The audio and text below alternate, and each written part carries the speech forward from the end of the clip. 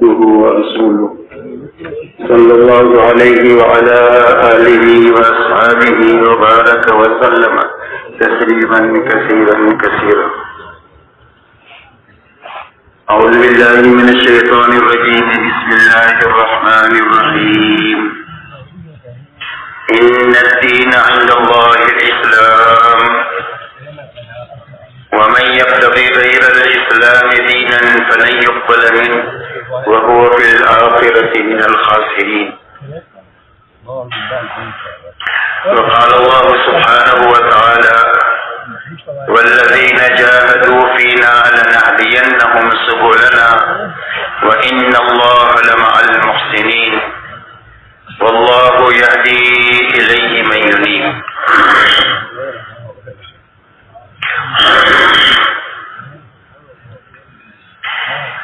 میرے محترم بزرگوں دوستوں،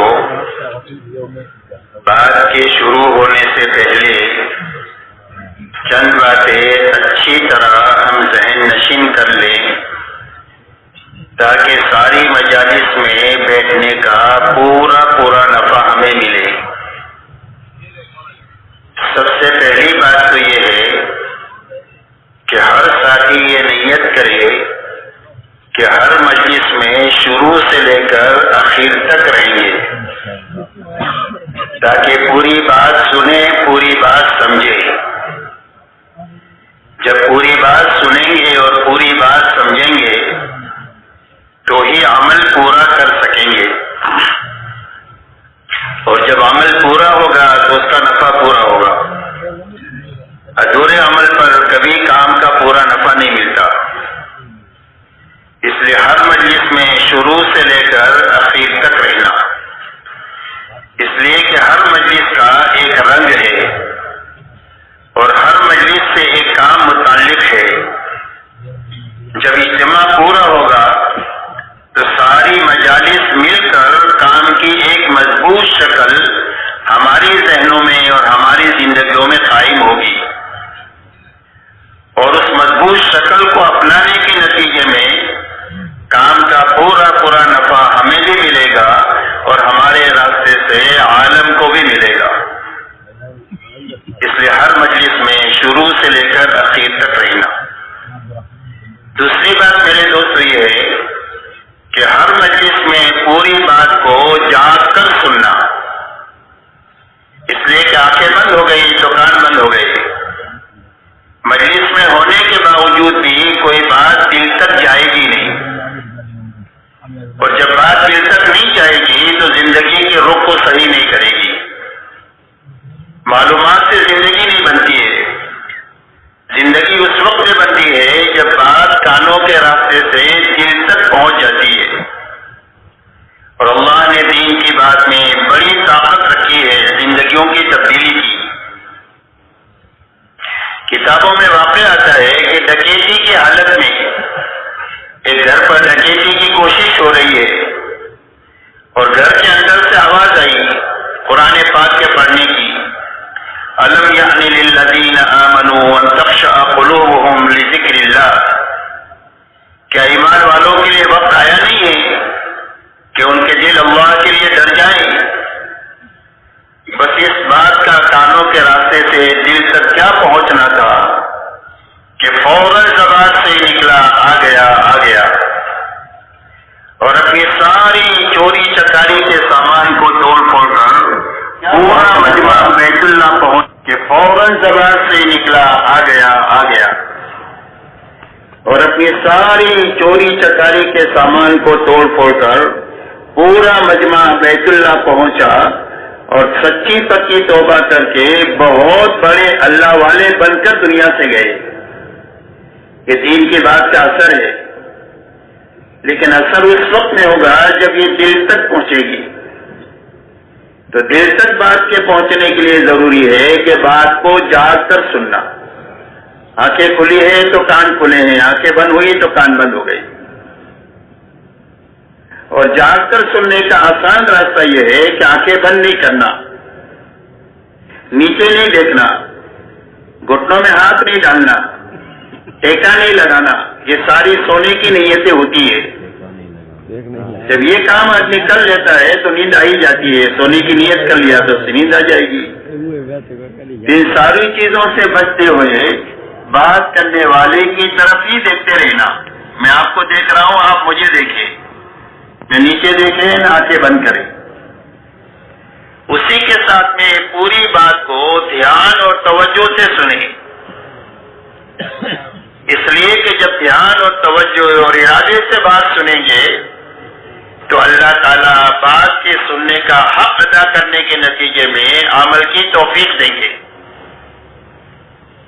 اس لیے دل بھی یہاں ہو, دل دماغ بھی یہاں ہو اور جسم بھی یہاں ہو. جسم یہاں ہے, دل دماغ ادھر ادھر ہے تو کانوں تک آواز آئے گی, ٹکرا کر واپس چلی جائے گی. اور جسم کے ساتھ دل دماغ یہاں ہے تو کانوں کے راستے سے بات دل تک پہنچ جائے گی. اس لیے دھیان سے, توجہ سے, ارادے سے بات کو سننا, عمل کی نیت سے سننا کہ جو بات سنی جائے گی ساری مجالس میں ان باتوں پر پوری طریقے سے عمل کرنے کی کوشش کریں گے. اس لیے کہ اللہ کی طرف سے جو داد و دہیش کا نظام ہے وہ آدمی کی نیت ہے. اللہ کی طرف سے 2 قاعدے کلیہ ہے. وَإِنَّمَا لِكُلِّ امْرِئٍ مَّا نَوَىٰ وَلَيْسَ لِلْإِنسَانِ إِلَّا مَا سَعَىٰ.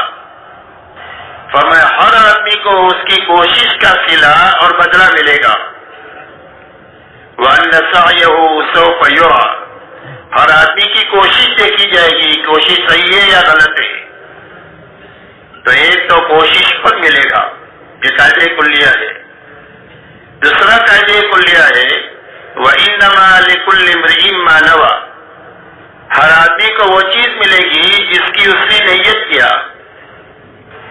اگر آپ نے عمل کی نیت کیا ہے تو اللہ عمل کی توفیق دیں گے.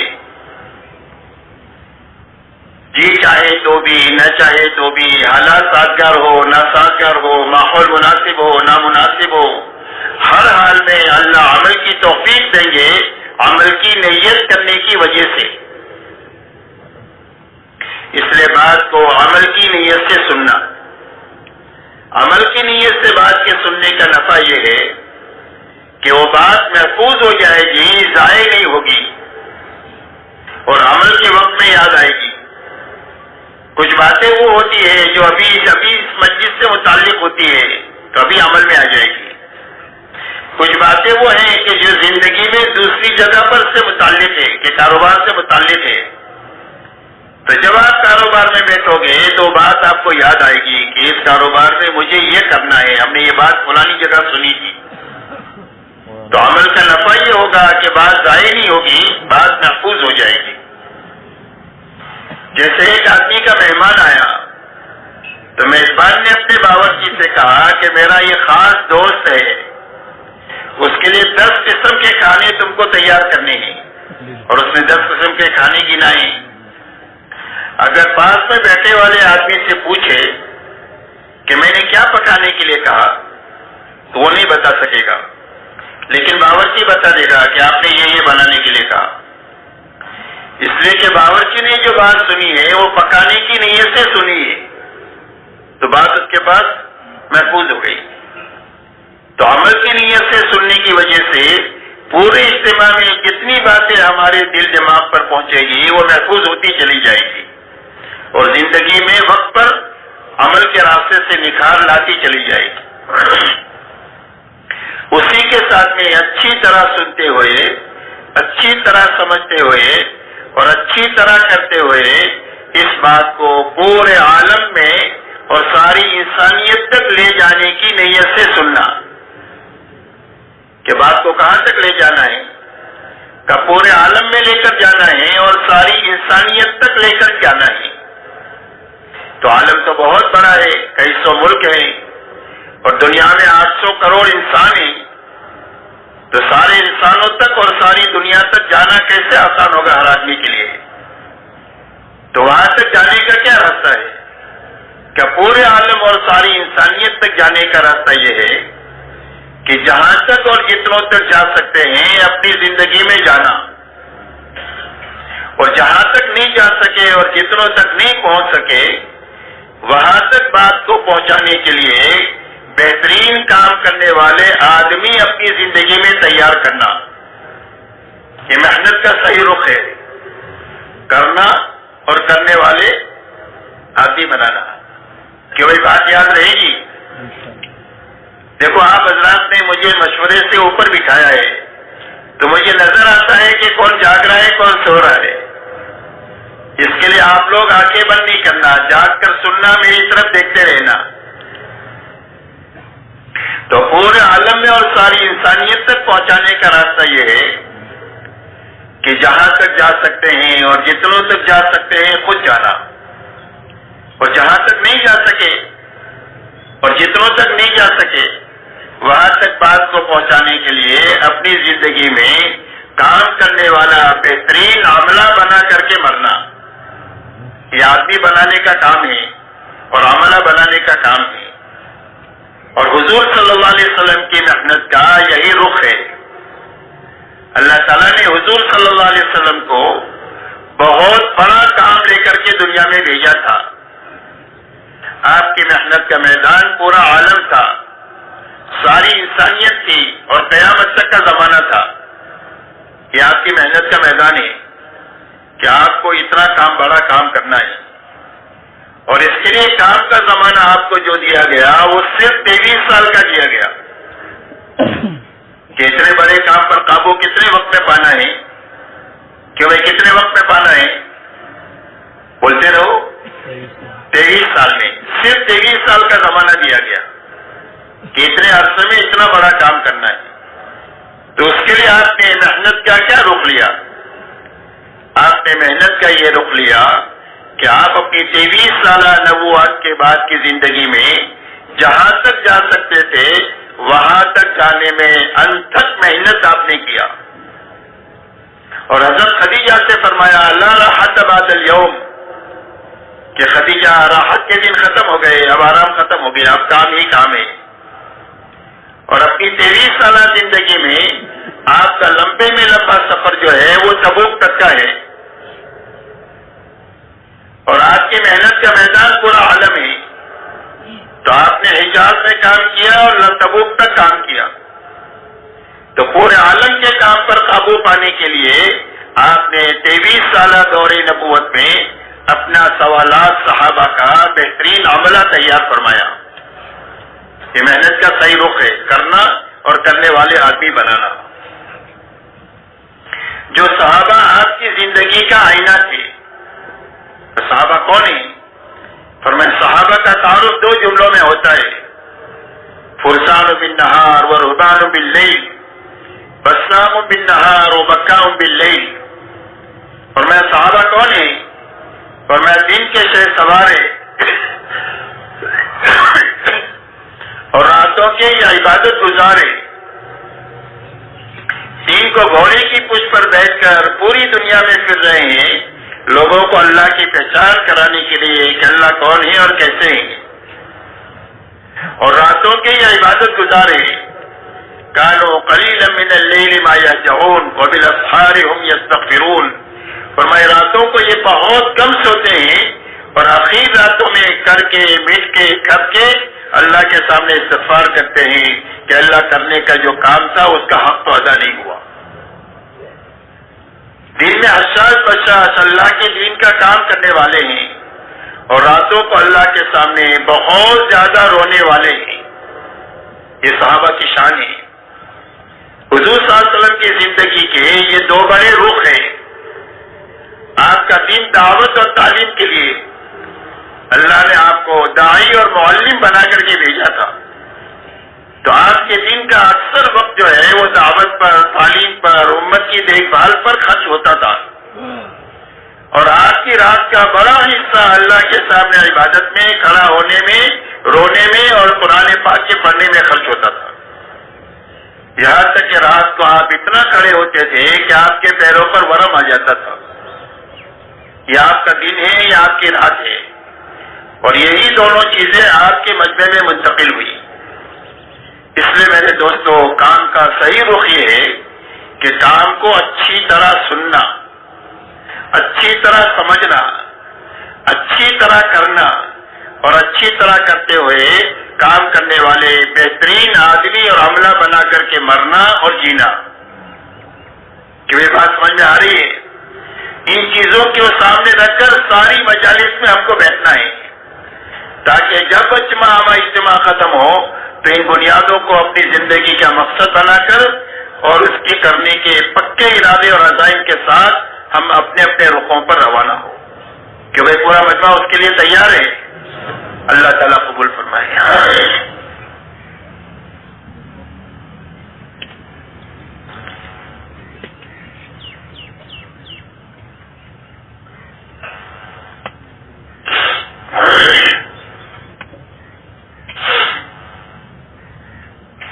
میرے محترم بزرگوں دوستو، سمجھنے کی بات یہ ہے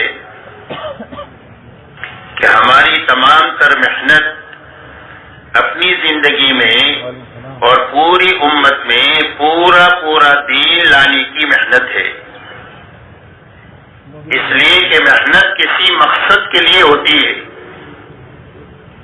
تجارت جو ہے یہ کمائی کے لیے ہوتی ہے، تجارت کے لیے نہیں ہوتی. زراعت جو ہے وہ اناج کے لیے ہوتی ہے، غذا کے لیے ہوتی ہے، کھیتی کے لیے نہیں ہوتی. ملازمت تنخواہ کے لیے ہوتی ہے، ملازمت کے لیے نہیں ہوتی.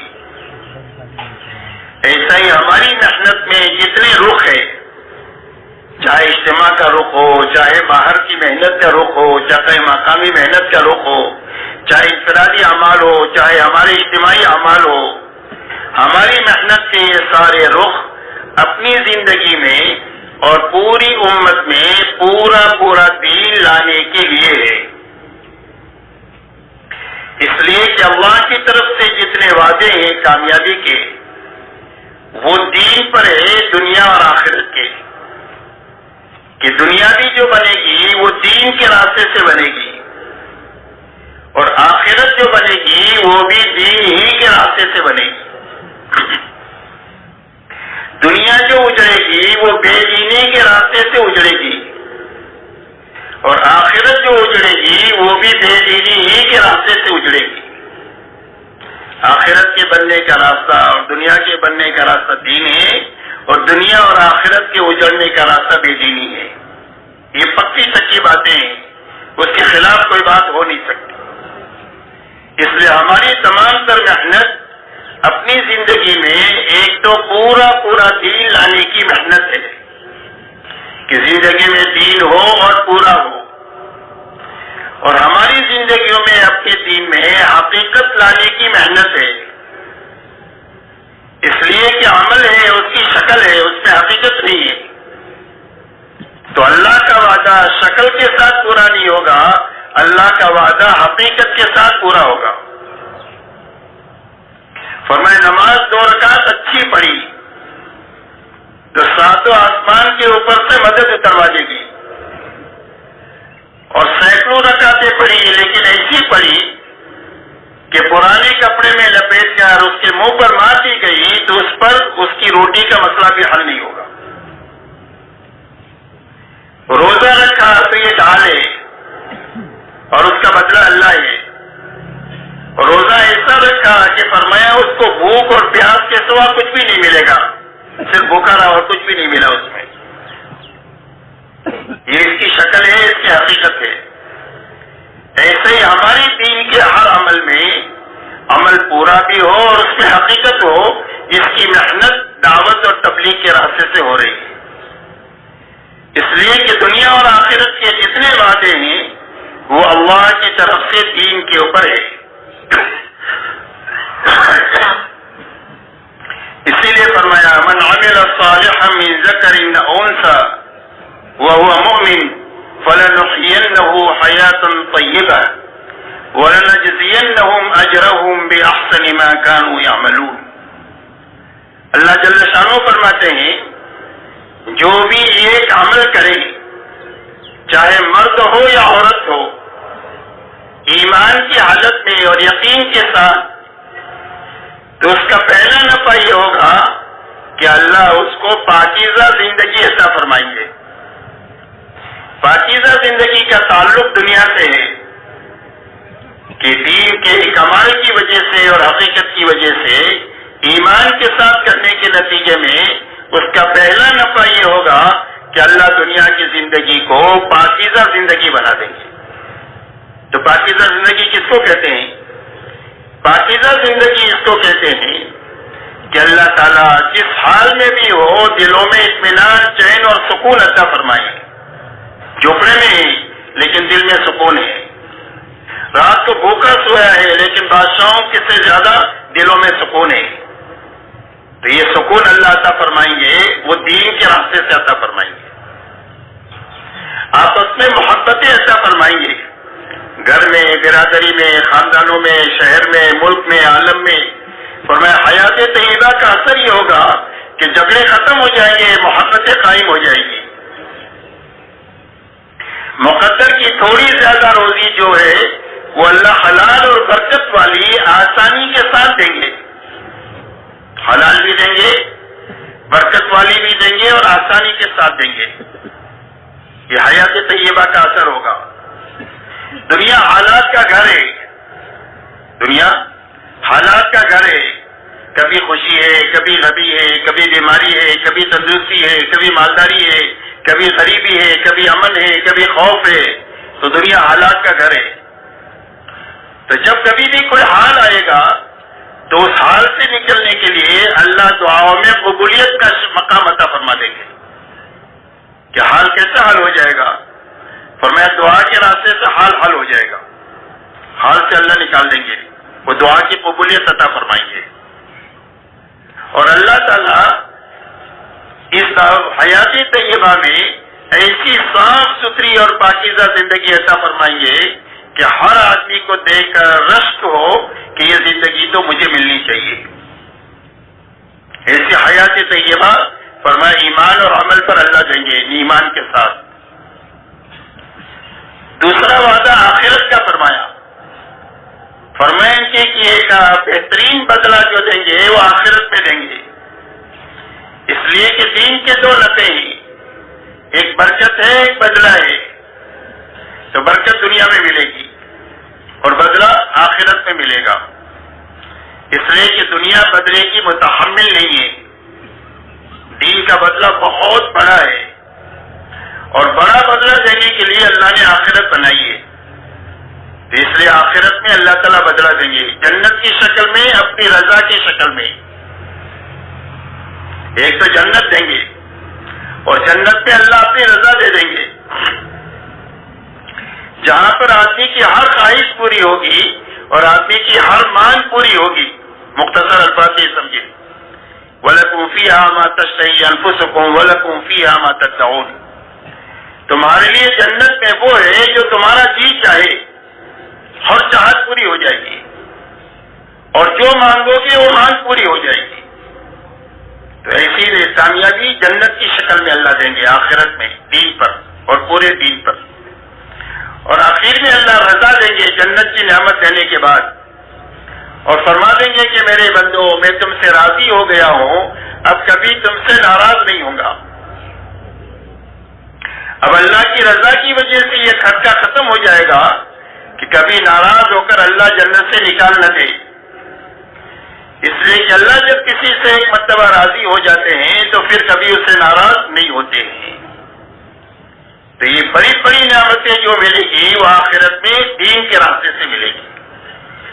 اس لیے اللہ تعالیٰ کی طرف سے جتنے وعدے دنیا اور آخرت کی بھلائی کے ہیں وہ دین پر ہے. اسی لیے فرمایا ان الذين آمنوا وعملوا الصالحات سيجعل لهم الرحمن ودا. فرمایا جو ایمان لائے اور نیک عمل کیے اس کا اثر دنیا میں کیا ہوگا؟ فرمایا اللہ ان کے لیے محبتیں دنیا میں پیدا کر دیں گے کہ اپنے اور پرائے سارے ان سے محبت کریں گے، کوئی ان سے نفرت نہیں کر سکتا. یہ محبت کا اثر ہے ایمان اور عمل کا. یہ وعدہ ہے اللہ کی طرف سے کہ دنیا میں اللہ ان کی محبتیں لوگوں کے دلوں میں پیدا فرما دیں گے. اللہ تعالیٰ نے فرمایا وَلِلَّهِ الْعِزَّةُ وَلِرَسُولِهِ وَلِلْمُؤْمِنِينَ وَلَكِنَّ الْمُنَافِقِينَ لَا يَعْلَمُونَ. فرمایا عزت اللہ کے خزانے میں ہے، نبی کے راستے سے آتی ہے اور ایمان والوں کے لیے آتی ہے، دنیا میں عزت کا حق ایمان والوں کے لیے ہے. ایمان والوں کو ایمان کی بنیاد پر اللہ عزت دیں گے. لا تہنوا ولا تحزنوا وانتم الاعلون ان کنتم مؤمنین. فرمایا گھبرانے کی اور غم کرنے کی بات نہیں ہے. دنیا میں سربلندی تمہارا ہی حق ہے اگر تم مومن ہوئے. ایمان پر اللہ دنیا میں سربلندی کا مقام عطا فرمائیں گے. اللہ اپنی مدد ساتھ فرمائیں گے دنیا میں بھی اور آخرت میں بھی. انا لننصر رسلنا والذین آمنوا فی الحیات الدنیا ویوم یقوم الاشہاد. اللہ فرماتے ہم اپنے نبیوں کی مدد کرتے رہیں گے اور ایمان والوں کی مدد کرتے رہیں گے دنیا کی زندگی میں بھی اور قیامت کے دن بھی ہماری مدد ان کے ساتھ چلے گی.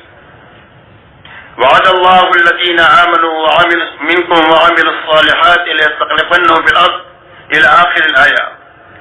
اللہ جل شانہ فرماتے ہیں اللہ وعدہ کرتے ہیں ایمان والوں سے اور نیک عمل کرنے والوں سے کہ ان کو دنیا کے سیاہ اور سفید کا مالک بنائیں گے.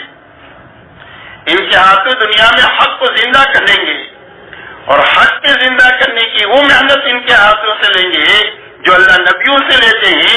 فرمایا وہ محنت ہم ان سے لیں گے اور جیسے پہلے لوگوں سے کام لیا ان سے کام لیں گے اور ان کے لیے جس دین کو پسند کیا ہے اس کی کمزوری کو ختم کر کے اس کو قوت عطا فرما دیں گے کہ دین کا راج ان کی انفرادی زندگیوں پر بھی ہوگا, ان کی اجتماعی زندگیوں میں بھی دین کا راج ہوگا, ان کی سیاسی زندگیوں پر بھی دین کا راج ہوگا اور ان کی معاشرتی زندگیوں پر بھی دین کا راج ہوگا.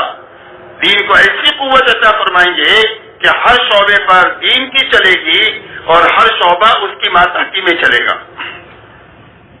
اور فرمایا کہ ان کے خوف و ہراس کو عمل سے بدل دیں گے. ایمان والا خوف کے ساتھ نہیں جی سکتا, فرمایا ہم ان کے خوف اور ہراس کو عمل سے بدل دیں گے. اسی لیے فرمایا الذین آمنوا ولم یلبسوا ایمانهم بظلم فاولئک لهم الامن. فرمایا جو ایمان لائے اور اپنے ایمان میں شرک کی ملاوٹ نہیں کیا, ظلم کی ملاوٹ نہیں کیا, تو فرمایا امن ان کا حق ہے, دنیا میں امن کے ساتھ رہیں گے, یہ کبھی خوف اور ہراس کے ساتھ نہیں رہ سکتے. اس لیے کہ دنیا میں امن ایمان کے راستے میں آئے گا اور دنیا میں سلامتی اسلام کے راستے سے آئے گی. یہ میرے دوستو اللہ کی طرف سے ہر عمل پر وعدہ ہے, ہر عمل کا وعدہ, دنیا کا وعدہ بھی آخرت کا وعدہ بھی. کہ ایک مرتبہ آدمی نے ذکر کیا اللہ کا, تو ذکر کا کیا نفع ہے؟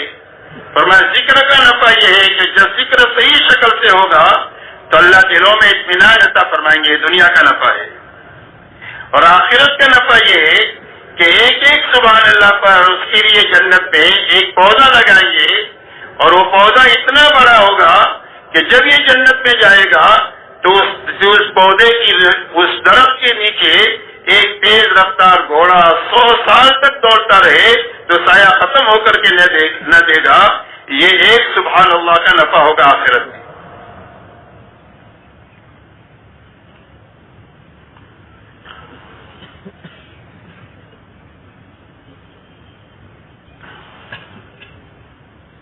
ایک آدمی نے زکات پوری نکالی تو فرمایا اس کا کیا نفع ہوگا؟ فرمایا اللہ اس کا کئی گنا دنیا میں دیں گے اور آخرت میں بھی حساب دیں گے. لیکن دنیا میں کیا نفع ہوگا؟ فرمایا اس کا مال محفوظ ہو جائے گا, کوئی چور چوری نہیں کر سکتا, کوئی ڈاکو ڈکیتی نہیں ڈال سکتا اور کوئی پانی ہلاک نہیں کر سکتا, کوئی بجلی اس کے مال کو جلا نہیں سکتی. مال محفوظ ہو گیا زکات کے دینے کی وجہ سے. اور فرمایا اس کا مال روز بڑھے گا زکات کی وجہ سے, مال کی زکات دینے کی وجہ سے روز مال بڑھے گا. فرمایا مال کے بڑھانے کا گور وہ لوگ جانتے ہیں جو ایک ایک پائی کا حساب دیتے ہیں زکات کا. اس لیے میرے دوستو دین کا نفع دنیا کا بھی ہے آخرت کا بھی ہے. شرط یہ ہے کہ دین پورا ہو اپنے حقیقت کے ساتھ. ایسی جس طرح اللہ کی طرف سے وعدے ہیں ایسا ہی بے دینی پر وعیدیں ہیں کہ اگر زندگی میں دین نہیں آیا تو بے دینی کی نحوست دنیا میں ہوگی اور اس کا وبال آخرت میں ہوگا. اسی لیے فرمایا وَمَنْ أَعْرَضَ عَنْ ذِكْرِي فَإِنَّ لَهُ مَعِيشَةً ضَنْكًا وَنَحْشُرُهُ يَوْمَ الْقِيَامَةِ أَعْمَى قال رب لما حشرتني اعمى وقد كنت بصيرا قال كذلك اتتك آیاتنا فنسیتها وكذلك اليوم تنسى. اللہ جل شانہ فرماتے ہیں جو ہماری ذکر سے اور ہماری اطاعت سے اور ہماری فرما برداری سے منہ موڑے اور اپنی من مانی اور بنچائی زندگی گزارے، اللہ فرماتے ہیں ہم اس کی زندگی کو تنگ کر دیں گے. یہ اس کی نحوست ہے دنیا میں بھیجنے کی کہ وسائل خوب ہوں گے اور راحتوں کے اسباب بہت ہوں گے، لیکن پریشانیاں اتنی ہوگی کہ آدمی جینے کے بجائے مرنے کو پسند کرے گا. آپ دیکھ لو دنیا میں خودکشی جو لوگ کرتے ہیں اکثر بھوکے لوگ نہیں کرتے ہیں، وہ لوگ کرتے ہیں جن کے پاس بہت وسائل ہیں، کھانے پینے کے، رہنے سہنے کے، سواریوں کے، سارے عیش و آرام کے وسائل ہیں، لیکن اللہ نے زندگی کو تنگ کر دیا بے دینی کی نحوست کی وجہ سے اور اللہ کے ساتھ سرکشی کی نحوست کی وجہ سے، جس کی وجہ سے جینے کے بجائے مرنے کو پسند کرتا ہے. حالانکہ اس کو معلوم نہیں ہے کہ اس موت کے بعد جو مسائل شروع ہونے والے ہیں وہ اتنے بڑے مسائل ہیں گے کہ دنیا کے مسائل اس کے سامنے ایک ذرے کی حیثیت نہیں رکھتے. لیکن آدمی حل سمجھتا ہے مرنے میں، حالانکہ مسائل کا وہ سمندر شروع ہوگا کہ آدمی روئے گا روئے گا، آنسو ختم ہو جائیں گے تو خون روئے گا، خون ختم ہو جائے گا، اس کے بعد پیپ روئے گا اور اس کے بعد اتنا روئے گا کہ اس کے آنسوؤں میں کشتیاں چلے گی، لیکن اللہ کو کوئی ترس اور پیار نہیں آئے گا. اتنی بڑی تباہی کے ساتھ میں اس کی آخرت اجڑے گی جو اللہ کے دین سے اعراض کر کے زندگی گزارے گا. دنیا تنگ ہو جائے گی اور قیامت کے دن اللہ اس کو اندھا اٹھائیں گے. وہ کہے گا اللہ میں تو بینا تھا دنیا میں، مجھے اندھا کیوں اٹھایا؟ اللہ فرمائیں گے کہ ہماری آیتیں اور نشانیاں تمہارے پاس آئی، تم نے اس کو بھلا دیا، آج کے دن تم کو بھلا دیا جائے گا. کوئی سنوائی نہیں ہوگی، اللہ کو پکارے گا، اللہ کی طرف سے جواب ملے گا اِسْتَوُوا فِيهَا وَلَا تُكَلِّمُونَ، ذلت کے ساتھ پڑے رہو، ہم سے بات مت کرو. اس سے میرے محترم بزرگوں دوستو، بنیادی بات یہ سمجھنے کی ہے کہ ہماری تمام تر محنت اپنی زندگیوں میں اور پوری امت کی زندگی میں پورا دین اپنی حقیقت کے ساتھ لانے کی محنت ہے. اس لیے کہ دین پورا ہوگا تو اللہ کی تائید اور مدد ساتھ ہوگی، اور جب دین ادھورا ہوگا تو دنیا میں نقد مصیبتیں آئے گی. اسی لیے فرمایا ظہر الفساد فی البر والبحر بما کسبت ایدی الناس لیذیقہم بعض الذی عملوا لعلہم یرجعون. فرمایا خشکی اور تری میں ناگواری کے حالات پیدا ہو گئے آدمیوں کے غلط کاموں کی وجہ سے، تاکہ اللہ ان کے بعض غلطیوں کا مزہ چکھاوے. اور اللہ کی طرف سے حالات بھی آتے ہیں، بطور رحمت آتے ہیں، تاکہ ان حالات سے متاثر ہو کر آدمی اللہ کی طرف رجوع کرے. فرمایا ما اصابکم من مصیبت فبما کسبت ایدیکم ویعفو عن کثیر. فرمایا جو مصیبت بھی تمہارے پاس آ رہی ہے تمہارے غلط کاموں کی وجہ سے آ رہی ہے، اور بہت ساری غلطیاں تو وہ ہے جو اللہ تعالیٰ معاف فرما دیتے ہیں. فرمایا وَلَنُذِيقَنَّهُم مِّنَ الْعَذَابِ الْأَدْنَىٰ دُونَ الْعَذَابِ الْأَكْبَرِ لَعَلَّهُمْ يَرْجِعُونَ. فرمایا بڑے عذاب سے پہلے جو موت سے شروع ہوگا، دنیا میں چھوٹے چھوٹے عذابات اور حالات ہم انسانوں پر بھیجتے ہیں تاکہ یہ اللہ کی طرف رجوع کرے.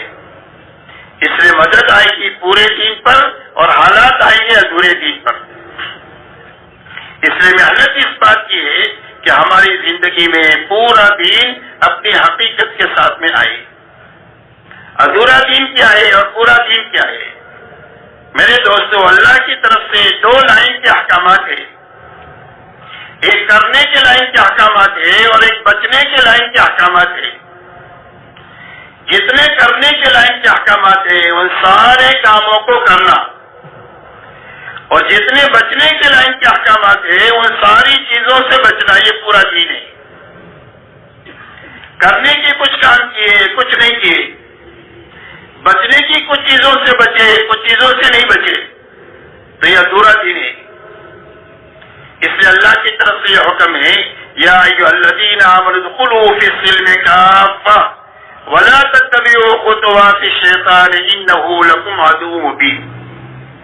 اللہ جل شانہ ایمان والے مردوں اور عورتوں سے مخاطب ہے اور یہ ارشاد فرماتے ہیں کہ اے ایمان والو، اسلام میں اور دین میں پورے داخل ہو جاؤ اور شیطان کے نقش قدم پر مت چلو، یہ شیطان تمہارا کھلا ہوا دشمن ہے۔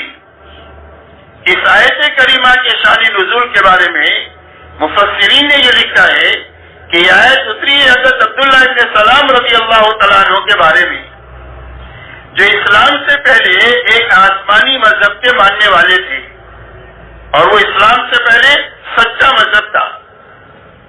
اسلام کے آنے کے بعد میں اللہ نے سارے مذاہب کو ختم فرما کر کے ایک ہی مذہب ساری انسانیت کے لیے طے فرمایا اور قرآن میں اعلان فرمایا ان الدین عند اللہ الاسلام۔ فرمایا ساری انسانیت کے لیے زندگی گزارنے کا جو پاکیزہ طریقہ اللہ کے یہاں پسندیدہ ہے وہ صرف دین اسلام ہے۔ دوسری جگہ فرمایا وَمَن يَبْتَغِي غَيْرَ الْإِسْلَامِ دِينًا فَلَن يُقْبَلَ مِنْهُ وَهُوَ فِي الْآخِرَةِ مِنَ الْخَاسِرِينَ۔ فرمایا اسلام کے علاوہ کسی اور راستے پر چل کر جو کوئی بھی آئے گا اللہ کی ہرگز وہ قبول نہیں ہوگا اور اس کی آخرت ہمیشہ کے لیے اجڑ جائے گی، ایسی اجڑے گی کہ اس کے بعد کبھی بھی آبادی نہیں ہوگی۔ اس لیے اب ساری انسانیت کے لیے ایک ہی مذہب طے ہوا، وہ دین اسلام ہے۔ اللہ فرماتے ہیں کہ دین میں پورے داخل ہو جاؤ۔ تو یہ عبداللہ ابن سلام رضی اللہ تعالیٰ عنہ بہت بڑے عالم تھے اس مذہب کے۔ اس مذہب کے اندر میں اونٹ کا گوشت کھانا منع تھا۔ اسلام میں حلال ہے، فرض واجب نہیں ہے کہ آپ کو کھانا ہی پڑے گا، بلکہ حلال ہے، آپ کھائے تو ٹھیک ہے، نہ کھائے تو کوئی حرج نہیں۔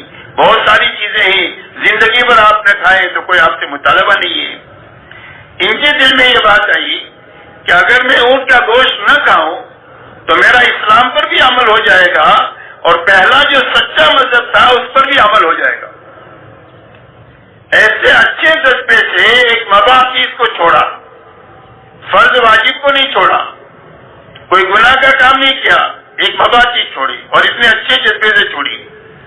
اللہ جل شانہ ارشاد فرماتے ہیں کہ اے ایمان والو، اسلام میں پورے داخل ہو جاؤ اور شیطان کے نقش قدم پر مت چلو، اس لیے کہ شیطان تمہارا کھلا ہوا دشمن ہے۔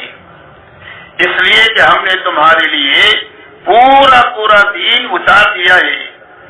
الیوم اکملت لکم دینکم واتممت علیکم نعمتی ورضیت لکم الاسلام دینا، کہ ہم نے تمہارے لیے دین اسلام کو پورا اتار دیا ہے،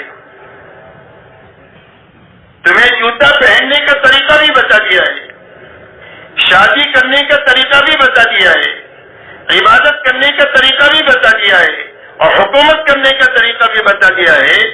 پیدائش سے لے کر موت تک جو آدمی حرکت اور سکون کرتا ہے اس میں اللہ کی طرف سے پوری رہبری ہے کہ اس کام کو کیسے کرنا ہے اور کب کرنا ہے اور کیسے کرنا ہے۔ تو فرمایا ہم نے پورا دین تمہارے لیے اتار دیا۔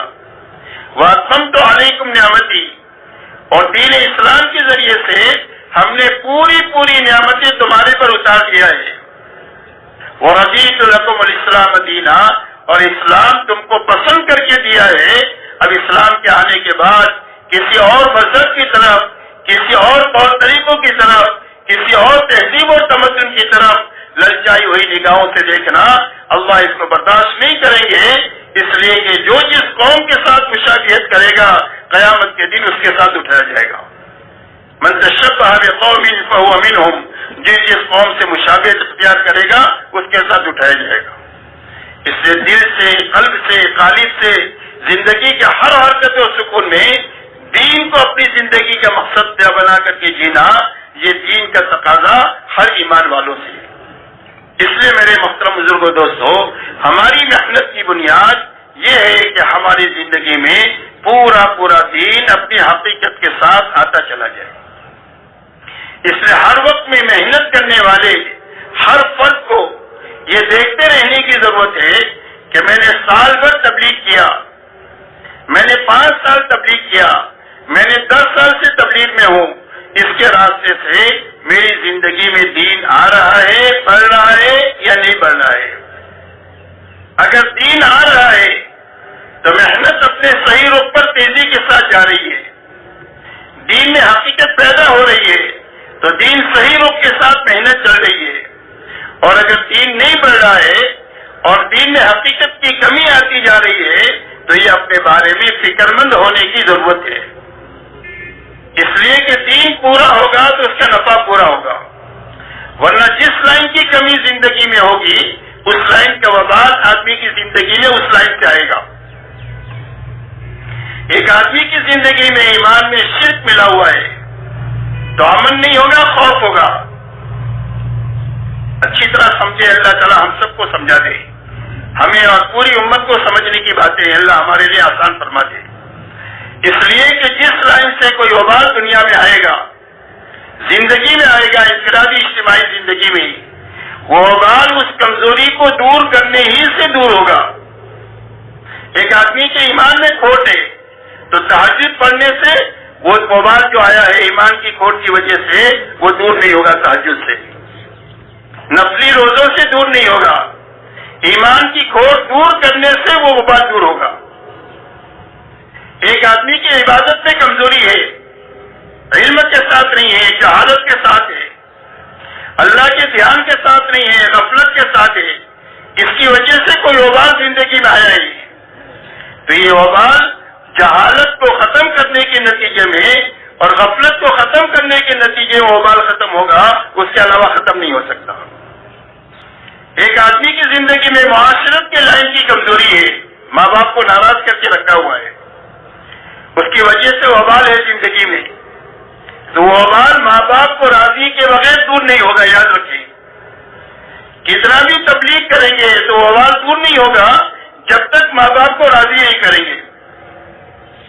حضور صلی اللہ علیہ وسلم کے زمانے میں ایک صحابی نوجوان کے انتقال کا وقت ہوا، ان کو کلمے کی تلقین کی جا رہی ہے، زبان سے کلمہ نہیں نکل رہا۔ حضور صلی اللہ علیہ وسلم کو اطلاع دی گئی، آپ تشریف لائے، تحقیق کے حال کیا تو پتا چلا کہ ان کی ماں کو ناراضگی ہے، اور ناراضگی کی وجہ کیا ہے؟ فرمایا زبان میں تھوڑی سی تیزی ہے، جو تیزی ماں کے دل کو دکھا رہی ہے، تو اس کا اثر ہی ہو رہا ہے کہ موت کے وقت میں زبان سے کلمہ نہیں نکل رہا ہے۔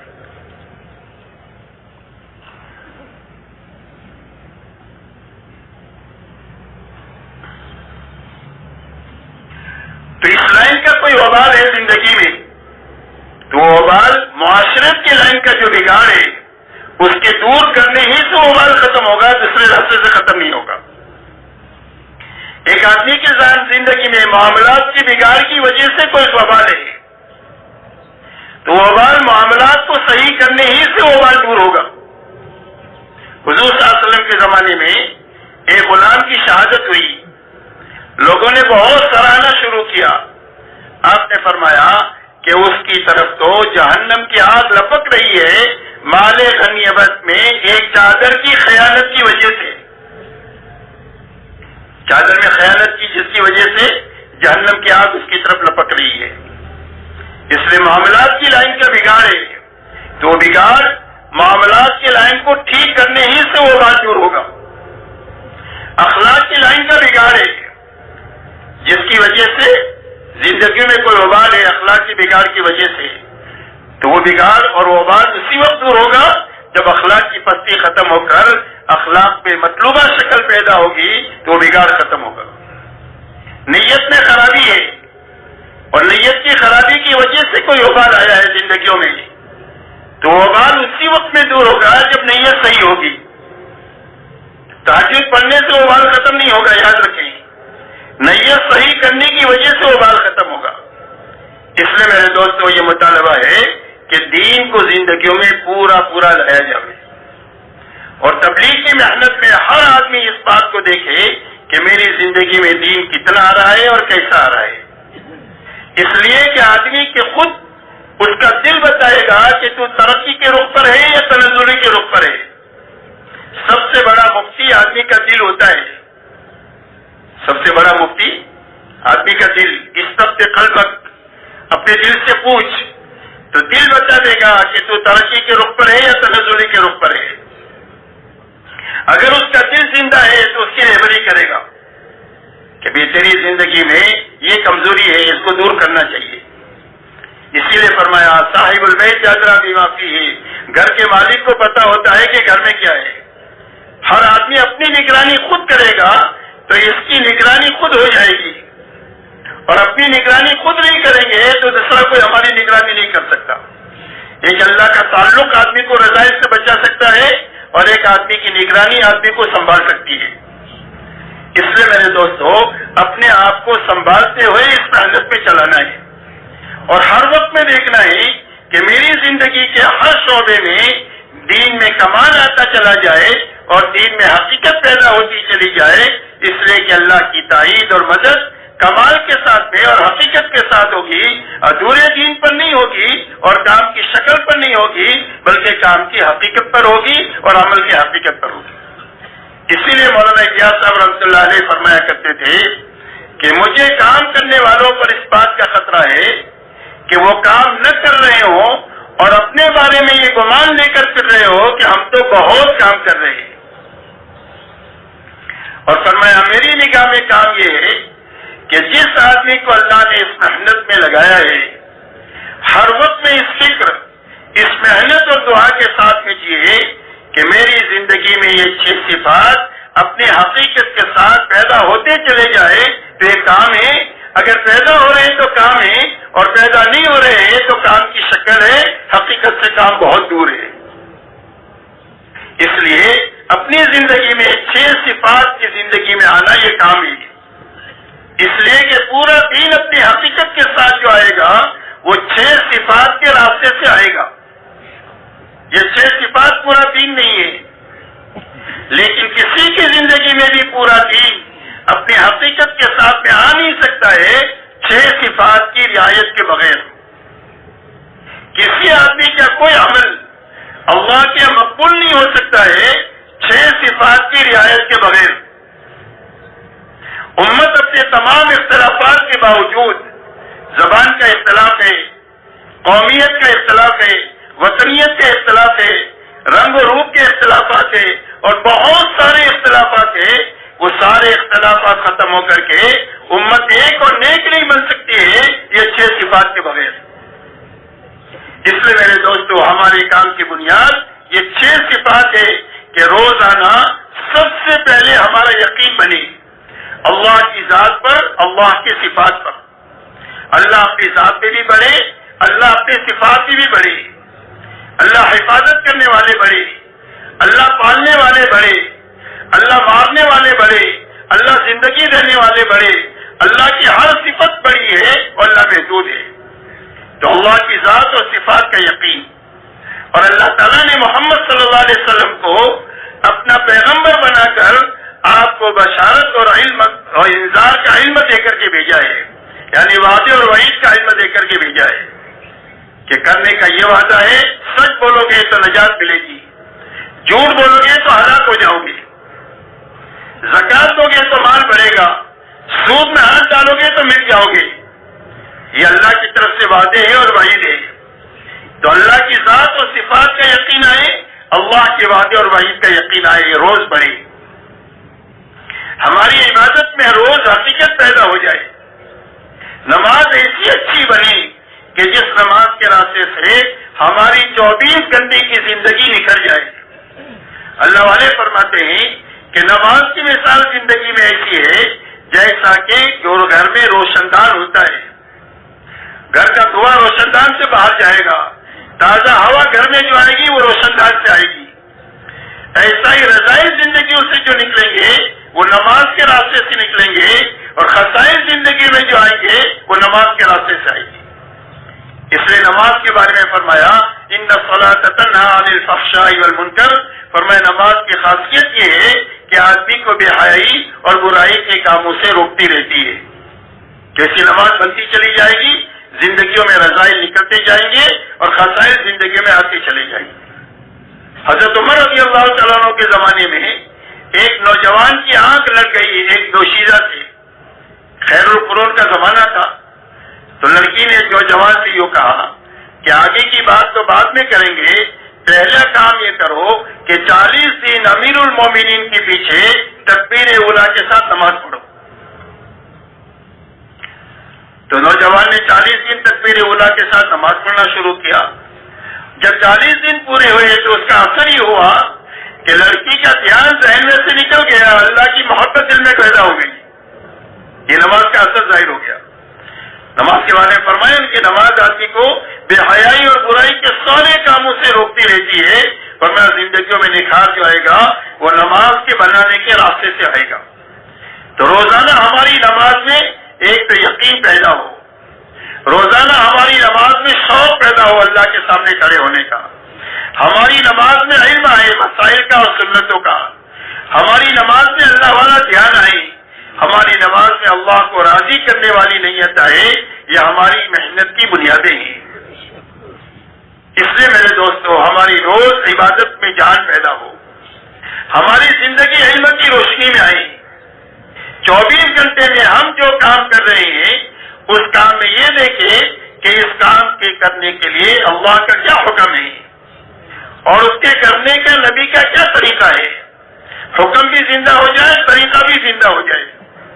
اس لیے علم کے معنی ہے تحقیق حال کہ یہ کام ہے، اس کام کو کرنے کا اللہ نے کیا حکم دیا ہے اور اس کا کیا طریقہ بتایا ہے، اس کو معلوم کرنے کے نام علم ہے، اور اس کے کرنے کا نام عمل ہے، ذکر ہے۔ اس طریقے میں سے کر لیا تو ذکر ہو گیا۔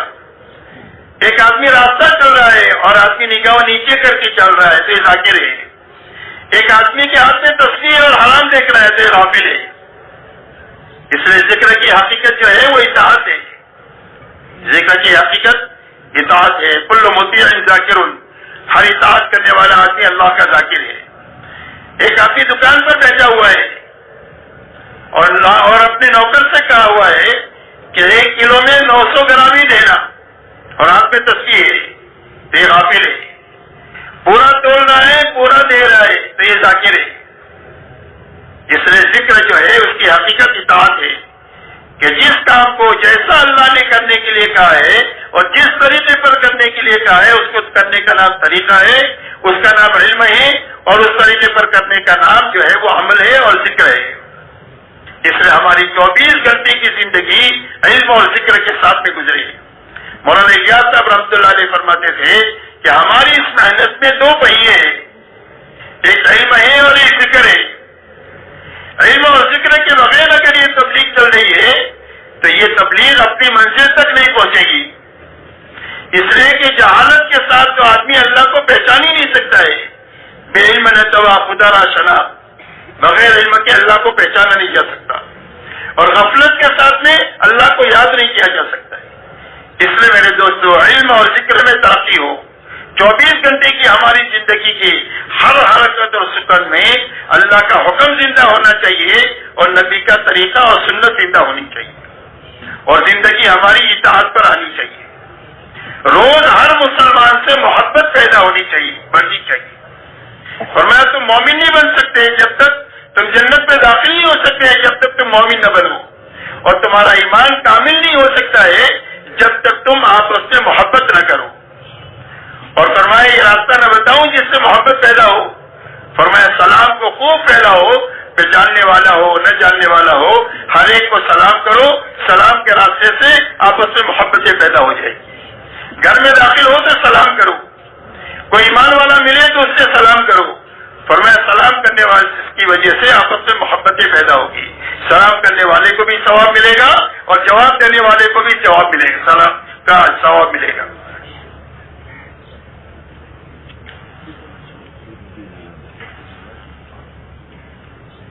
اس لیے ہر مسلمان سے محبت کرنا ہے، مسجد وار جماعت کے ساتھیوں سے محبت، حلقے کے ساتھیوں سے محبت، شہر کے کام کرنے والے ساتھیوں سے محبت، عالم کے ساتھیوں سے محبت۔ نفرت کی تو ہمارے کام میں کوئی گنجائش ہی نہیں ہے۔ مولانا الیاس صاحب رحمۃ اللہ علیہ فرماتے تھے، مولانا سعید خان صاحب رحمۃ اللہ علیہ فرماتے تھے کہ یہ مسجد وار جماعت کا کام اور دعوت کا کام تو محبتیں بانٹنے کا کام ہے۔ جب ہمارے اندر میں محبتیں ہوگی تو دنیا میں محبتیں پھیلے گی۔ اس لیے گنہگار سے گنہگار مسلمان سے محبت کرنا آ جائے. ایک آدمی شرابی ہے، کبابی ہے، گناہوں میں لطپت ہے، لیکن اس کے دل میں ایمان ہے، تو گناہوں سے نفرت کریں گے، ایمان والے سے محبت کریں گے. جیسے بیماری سے نفرت ہوتی ہے، بیمار سے محبت ہوتی ہے، ایسے گناہ سے نفرت، گنہگار سے محبت.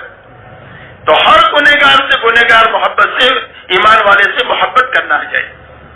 اس لیے کہ محبت کے راستے سے ہمارے ایمان میں کمال پیدا ہوگا. فرمایا لا یؤمن احدکم حتی یحب لاخیہ ما یحب لنفسہ. فرمایا تم میں کا کوئی بھی آدمی کامل مومن نہیں ہو سکتا ہے جب تک اپنے بھائی کے لیے وہ چیز نہ پسند کرے جو اپنے لیے پسند کرتا ہے. اور ایمان والوں کے بارے میں اللہ کا فیصلہ ہے انما المؤمنون اخوہ، سارے ایمان والے آپس میں بھائی بھائی ہیں. ایمان سے بڑا کوئی رشتہ نہیں ہے، ایمان سب سے بڑا رشتہ ہے. اسی لیے غزوہ بدر میں جب قیدی پکڑ کر کے آئے ہیں دوسری طرف کے، حضور صلی اللہ علیہ وسلم نے مشورہ کیا کہ ان قیدیوں کے ساتھ کیا کرنا چاہیے. تو حضرت صدیق اکبر رضی اللہ تعالیٰ عنہ نے رائے کیا کہ اللہ کے نبی ان سے فدیہ لے کر چھوڑ دینا چاہیے. حضرت عمر رضی اللہ تعالیٰ عنہ نے رائے دیا کہ اللہ کے نبی میری رائے یہ ہے کہ ہر مسلمان کے ہاتھ میں اس کے کافر رشتے دار کو دے دو. باپ مسلمان ہے، بیٹا بے ایمان ہے، باپ کے ہاتھ میں اس کے بیٹے کو دے دو، وہ اس کی گردن مار دے اور اللہ کے سامنے ہم ثابت کر دیں کہ جو ایمان والا ہے وہ ہمارا ہے، جو ایمان والا نہیں ہے وہ ہمارا نہیں. سب سے بڑا رشتہ جو ہے وہ ایمان کا رشتہ ہے. انما المؤمنون اخوہ. ہر ایمان والے سے محبت کرنا آ جائے، نفرتیں ختم ہو جائے، دشمنیاں ختم ہو جائے، تیری میری ختم ہو جائے، ہر ایک کو نبھانا آ جائے، ہر ایک سے محبت کرنا آ جائے، ہر ایک کے کام میں آنا آ جائے. مولانا سعید خان صاحب رحمۃ اللہ علیہ فرماتے تھے کہ جو ہر ایک سے جڑ جائے اور ہر ایک کو جوڑ لے، جو ہر ایک سے معافی مانگ لے اور ہر ایک کو معاف کر دے، وہ تبلیغ کے اندر میں صحیح طریقے سے موت تک چل سکتا ہے. اس لیے کہ غلطی تو آدمی سے ہی ہوگی، تو غلطی ہو جائے تو معاف کرنے کا حکم ہے، غلطی ہو گئی تو معافی مانگنے کا حکم ہے کہ معافی مانگ لے. بڑے باپ کا عادی نہ بنے کہ میں کیوں معافی مانگوں، بلکہ معافی مانگ لے اور جس سے غلطی ہوئی وہ معاف کر دے. جب آپس میں ہم ایک دوسرے کو معاف کر دیں گے تو اللہ بھی ہم کو معاف کر دیں گے. اسی کے ساتھ میرے دوستو روز ہمارے فکر بنے اپنی آخرت کے بنانے کا اور اللہ کو راضی کرنے کا. روز ہمارے اندر میں ترقی پیدا ہو کہ اللہ مجھ سے راضی کیسے ہو جائے، میری زندگی رضا کے ساتھ کیسی گزرے، یہ فکر ہم کو لاحق ہو جائے. موت اللہ کی رضا پر کیسے آئے، میری زندگی کا ہر عمل میری آخرت کو کیسے بنائے اور آخرت کو اجالنے سے کیسے بچائے، اس فکر کے ساتھ ہم کو جینا آ جائے. یہ ہماری محنت کی بنیادیں ہیں. اس لیے کہ مخلصین ہدایت کے چراغ ہیں اور مخلصین کے ہاتھوں بڑے بڑے فتنوں کو اللہ تعالیٰ دفن کرتے ہیں اور مخلصین کے ہاتھوں اللہ دنیا میں ہدایت کو چلاتے ہیں، چاہے وہ تھوڑے ہوں چاہے یہ کمزور ہوں. ان کمزوروں اور تھوڑوں کے ہاتھوں اللہ دنیا میں ہدایت کو چلائیں گے. شرط یہ ہے کہ وہ اللہ چاہتے ہو اور آخرت چاہتے ہو. اسی کے ساتھ میرے دوستو اس محنت کے راستے سے جان مال کے دھوکے سے ہم نکلے، جان مال کے دھوکے سے نکلے. ہم کو یہ بات نہ کہیے کہ جان میری ہے مال میرا ہے، میں جہاں چاہے وہاں لگاؤں، جب چاہے وہاں لگاؤں اور جتنا چاہے وہاں لگاؤں. اس دھوکے سے ہم نکلے کہ جان مال میری نہیں ہے، اللہ نے جنت کے بدلے میں خرید دیا ہے اور اللہ تعالیٰ نے میرے ہاتھ میں امانتاً دیا ہے اور اس کے لگانے کا ایک مصرف بتایا ہے. مجھے اس مصرف پر اپنی جان مال کو لگانا ہے اور اتنی لگانا ہے جتنا میری لگانے کا اللہ کی طرف سے حکم ہے. اس لیے کہ ہماری محنت کی جو شکل اللہ والوں نے ایمان والوں کی کمزوری کو سامنے رکھ کر کے دیا ہے، یہ محنت کی ابتدائی شکل ہے.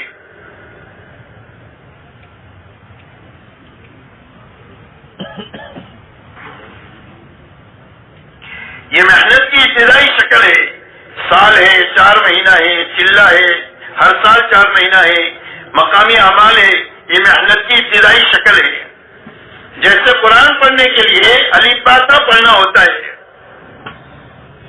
ڈاکٹر انجینئر پڑھنے کے لیے ABCD پڑھنا ہوتا ہے، ایسی محنت کی ایک شکل اللہ کے علم میں طے ہے اور پسندیدہ ہے.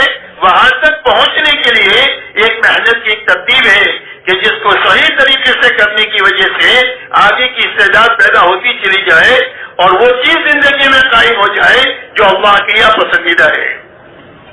اسی لیے مولانا الیاس صاحب رحمۃ اللہ علیہ سے پوچھا گیا کہ آپ اس محنت سے کیا چاہتے ہیں؟ فرمایا میں اس محنت سے یہ چاہتا ہوں کہ امت اس محنت کو کرتے کرتے دین کی اس سطح تک پہنچ جائے اور محنت کی اس سطح تک پہنچ جائے جس سطح پر اور جس محنت کی بنیادوں پر اللہ کے نبی صلی اللہ علیہ وسلم امت کو چھوڑ کر گئے تھے۔ یہ ہماری منزل ہے۔ ہماری منزل چلہ 4 مہینہ سال نہیں ہے، ہماری منزل صحابہ ہے۔ ہم اس محنت کے ذریعے سے اس زندگی تک پہنچنا چاہتے ہیں جس زندگی پر اللہ کے نبی صلی اللہ علیہ وسلم اپنے صحابہ کو چھوڑ کر کے گئے تھے، اس لیے کہ قیامت تک حق کا معیار حضور صلی اللہ علیہ وسلم اور صحابہ کی زندگی ہے، اور اللہ کی رضا آپ کی اور آپ کے صحابہ کی زندگیوں کے ساتھ ہے۔ اسی لیے صحابہ کے ساتھ ہے رضی اللہ عنہ ورضوا عنہ۔ صحابہ کون ہیں؟ فرمایا صحابہ وہ ہے کہ جن سے اللہ راضی ہو گئے اور وہ اللہ سے راضی ہو گئے، تو ان کی زندگی اللہ کی پسندیدہ زندگی ہے، اور جو ان کے پیچھے پیچھے چلے گا اللہ ان سے بھی راضی ہو جائے گا۔ اسی لیے فرمایا والسابقون الاولون من المہاجرین والانصار والذین اتبعوهم باحسان رضی اللہ عنہ ورضوا عنہ۔ فرمایا سابقین اولین مہاجر اور انصار میں کے اور جو ان کے پیچھے پیچھے اخلاص کے ساتھ میں چلے، فرمایا اللہ ان سے بھی راضی ہو گیا اور پیچھے چلنے والوں سے بھی اللہ راضی ہو گیا۔ اس لیے میرے دوستو ہماری منزل صحابہ ہے، اپنی منزل صحابہ کو بنا کر کے چلنا ہے۔ یہ معنی نہیں ہے کہ ہم صحابی بن جائیں گے، کوئی صحابی نہیں بن سکتا، لیکن ہاں جو بنیادیں صحابہ نے تھی وہ بنیادیں قیامت تک امت میں زندہ ہو سکتی ہے، اور جب وہ بنیادیں امت کے ایک معتدل مجمع میں زندہ ہوگی اللہ اس مجمع سے وہ کام لیں گے جو کام اللہ نے صحابہ سے لیا۔ اگر یہ کمزور ہوں گے تو اللہ اپنی قوت ان کے ساتھ ملا کر ان کو قوی بنا دیں گے، اور اگر یہ تھوڑے ہوں گے تو اللہ اپنے لشکروں کو ان کے ساتھ ملا کر کے ان کو زیادہ کر دیں گے، اور اللہ ان سے کام لے لیں گے، اور دنیا کی کوئی بھی طاقت اللہ کے ارادے کے بیچ میں حائل نہیں ہو سکتی ہے۔ شرط یہ ہے کہ بنیادیں زندہ ہو جائے جن بنیادوں پر حضور صلی اللہ علیہ وسلم امت کو چھوڑ کر گئے تھے۔ تو آپ امت کو کن بنیادوں پر چھوڑ کر گئے؟ آپ امت کو 2 بنیادوں پر چھوڑ کر گئے۔ ایک تو ہر فرد امت میں پورا دین اپنی حقیقت کے ساتھ پایا جاتا تھا، جو قرآن میں تھا وہ ان کی زندگیوں میں تھا، اس لیے وہ اللہ کی چلتی پھرتی اللہ کی کتاب تھے زمین پر۔ کانو کتاب اللہ یمشون علی الارض، زمین پر اللہ کی چلتی پھرتی کتاب تھے، جو کرنے کے لائن کے احکامات ہے سارے ان کی زندگیوں میں ہیں، بچنے کے لائن کے جتنے احکامات ہیں ان ساری چیزوں سے زندگیاں بچی ہوئی ہے۔ جو صفات اللہ کو پسند ہے ان سارے صفات سے ان کی زندگیاں متصف ہے، تقوی سے، توکل سے، صبر سے، شکر سے، احسان سے، انابت سے، تواضع سے، تحمل سے، برداشت سے، ان ساری صفات سے متصف ہے۔ حسد سے، کینے سے، نفاق سے، شفاعت سے، ساری چیزوں سے زندگیاں پاک ہے۔ اللہ کی چلتی چیزوں سے زندگیاں پاک ہے، اللہ کی چلتی پھرتی زمین پر کتاب ہے۔ اس کے لیے ان کی دعوت ہے اسلموا تسلموا، کا اسلام لاؤ سلامتی ملے گی۔ کا کون سا اسلام؟ فرمایا ہمارے جیسے ہو جاؤ۔ ایک تو پورا دین اپنی حقیقت کے ساتھ ان کی زندگی میں تھا، اس لیے ان کی دعوت ہے اپنی جیسے بننے کی۔ دوسرے انہوں نے اپنی محنت کو اس سطح تک پہنچا دیا جو سطح اللہ کی پسندیدہ کی، اور وہ سطح وہ پسندیدہ ہے جس سطح پر حضور صلی اللہ علیہ وسلم نے 23 سالہ محنت کر کے امت کو پہنچایا ہے۔ اسی لیے آپ کے زمانے میں محنت کی جو سطح تھی وہ سطح یہ تھی کہ ہر ایمان والا اپنی جان اور مال کو دعوت پر اتنی لگائے جتنا کہ دعوت کا تقاضا ہے۔ اس لیے آپ کے زمانے میں تقاضے کی تشکیل تھی کہ جان مال کتنی لگانی ہے، کہ جتنا تقاضا ہے اتنی لگانی ہے۔ ہم اپنے گھر کاروبار میں کتنی لگتے لگاتے ہیں، جتنا گھر کاروبار کا تقاضا ہے اتنا گھر کاروبار میں لگتے لگاتے ہیں، تو سارے تقاضے پورے ہو جاتے ہیں۔ تو ایسے حضور صلی اللہ علیہ وسلم کے زمانے میں محنت کی جو شکل تھی وہ یہ تھی کہ ہر ایمان والا اپنی جان اور مال کو ایمان کے سیکھنے پر اور ایمان کے پھیلانے پر اتنی لگائے جتنا کہ لگانے کا تقاضا ہے. یہ پہلی بنیاد ہے لگانے کی. دوسری بنیاد لگانے کی یہ ہے کہ ہر ایمان والا اپنی جان اور مال کو اللہ کی عبادت پر اتنی لگائے کہ عبادت میں حقیقت پیدا ہو جائے اور عبادت امت میں زندہ ہو جائے. اس لیے کہ اللہ کے خزانوں سے لینے کا راستہ اللہ کی عبادت ہے. ایاک نعبد و ایاک نستعین. اللہ تیری ہی عبادت کریں گے تو جس سے مدد لیں گے. تو اللہ کی مدد کے لینے کا راستہ اللہ کی عبادت ہے. تو عبادت پر جان مال اتنی لگانا کہ عبادت میں حقیقت پیدا ہو جائے اور امت میں عبادت زندہ ہو جائے جتنا کہ عبادت کا تقاضا ہے. نمبر 3 لگانے کی جگہ اخلاق ہے کہ ہر ایمان والا اپنی جان مال اللہ کی مخلوق کو راحت پہنچانے پر اتنی لگائے جتنا کہ اخلاق کا تقاضا ہے. یہ تیسری لگانے کی جگہ ہے کہ اخلاق پر ہماری جان مال لگے. اس لیے حضور صلی اللہ علیہ وسلم کے زمانے میں اور صحابہ کے زمانے میں لگانے کا معیار وہ نہیں تھا جو ہمارے یہاں پر ہے. وہاں تقاضا جتنا تھا اتنا لگایا جاتا تھا. ایک مرتبہ حضرت حسن اور حسین اور عبداللہ ابن جعفر یہ تینوں حضرات سفر پر تھے. ان کی اونٹنی جس پر توشا تھا وہ گم ہو گئی. اب کھانا اس پر تھا. دیکھا بھوک لگی ہے تو انہوں نے دیکھا کہ کچھ کھانے کی جگہ ہے تو دیکھا ایک جھوپڑا ہے. جھوپڑے پر پہنچے تو ایک بڑی بھی تھی, بڑی عمر کی عورت. اس نے کہا اما جان ہم ہاشمی لوگ ہیں, آپ ہماری مہمانی کرے گی؟ کہا بیٹا یہ سامنے بکری کھڑی ہے, لے آؤ ذبح کر کے میں تمہارے لیے پکا دیتی ہوں, کھا لو. اس عورت کے بعد اس کے سوا کچھ بھی نہیں ہے, بکری کے سوا. کہ ذبح کر کے دو میں تمہارے لیے پکا دیتی ہوں. پکایا, کھایا, چلے گئے. کا شوہر آیا, کہا کیا ہوا بکری کا؟ کہا وہ مہمان آئے تھے ان کو کھلایا. اور انہوں نے کہا ہم ہاشمی لوگ ہیں, کبھی تم کو ضرورت پڑے تو مدینہ میں آ جانا. تو اس بڑی بھی پر فاقہ آ گیا تو مدینہ منورہ چلی گئی. مدینہ منورہ میں جب پہنچی تو وہ کچھ بازار میں کچھ کر رہی تھی کام. اتنے میں حسنین میں سے کسی نے ان کو پہچان لیا. یہ بڑی بھی تو وہ ہے کہ جنہوں نے ہماری مہمانی کیا تھا. اما جان میرے ساتھ گھر چلو. گھر لے کر گئے. اپنے خادم سے کہا کہ اما جان کو 1000 دینار دو, 1000 بکری دو. 1000 دینار دو اور 1000 بکری دو. اور فرمایا بھائی کے پاس لے کر جاؤ. بھائی کے پاس لے کر گئے. کہ بھائی نے کیا دیا؟ کہ 1000 دینار دیا, 1000 بکری دیا. تو اپنے خادم سے کہا کہ امی کو 1000 دینار دو, 1000 بکری دو. اور فرمایا عبداللہ ابن جعفر کے پاس لے کر جاؤ. حضرت عبداللہ ابن جعفر رضی اللہ تعالیٰ عنہ کے پاس لے کر گئے تو انہوں نے کہا کہ کہاں سے آئی؟ کیا دونوں بھائیوں کے پاس سے آئی. کہا انہوں نے کیا دیا؟ کہ 1000 دینار دیا, 1000 بکری دیا. تو اپنے خادم سے کہا کہ اما جان کو 2000 دینار دو, 2000 بکری دو. اور یوں فرمایا کہ اگر یہ دونوں بھائیوں سے پہلے میرے پاس آ جاتی تو اس سے بھی زیادہ دیتا. یہ خرچ کرنے کا معیار تھا. تو اپنی اللہ کی مخلوق پر اپنی جان مال اتنی لگانا جتنا لگانے کا تقاضا ہے. حضور پاک صلی اللہ علیہ وسلم نے 23 سالہ پوری امت کو عملی طور پر جان مال لگانے کی ان بنیادوں پر ان کو کھڑا کیا ہے کہ دعوت پر جان مال لگے گی, عبادت پر جان مال لگے گی, اخلاق پر جان مال لگے گی. عملی طور پر بھی اس پر چلایا اور سمجھانے کا موقع آیا تو یہی بات سمجھائی.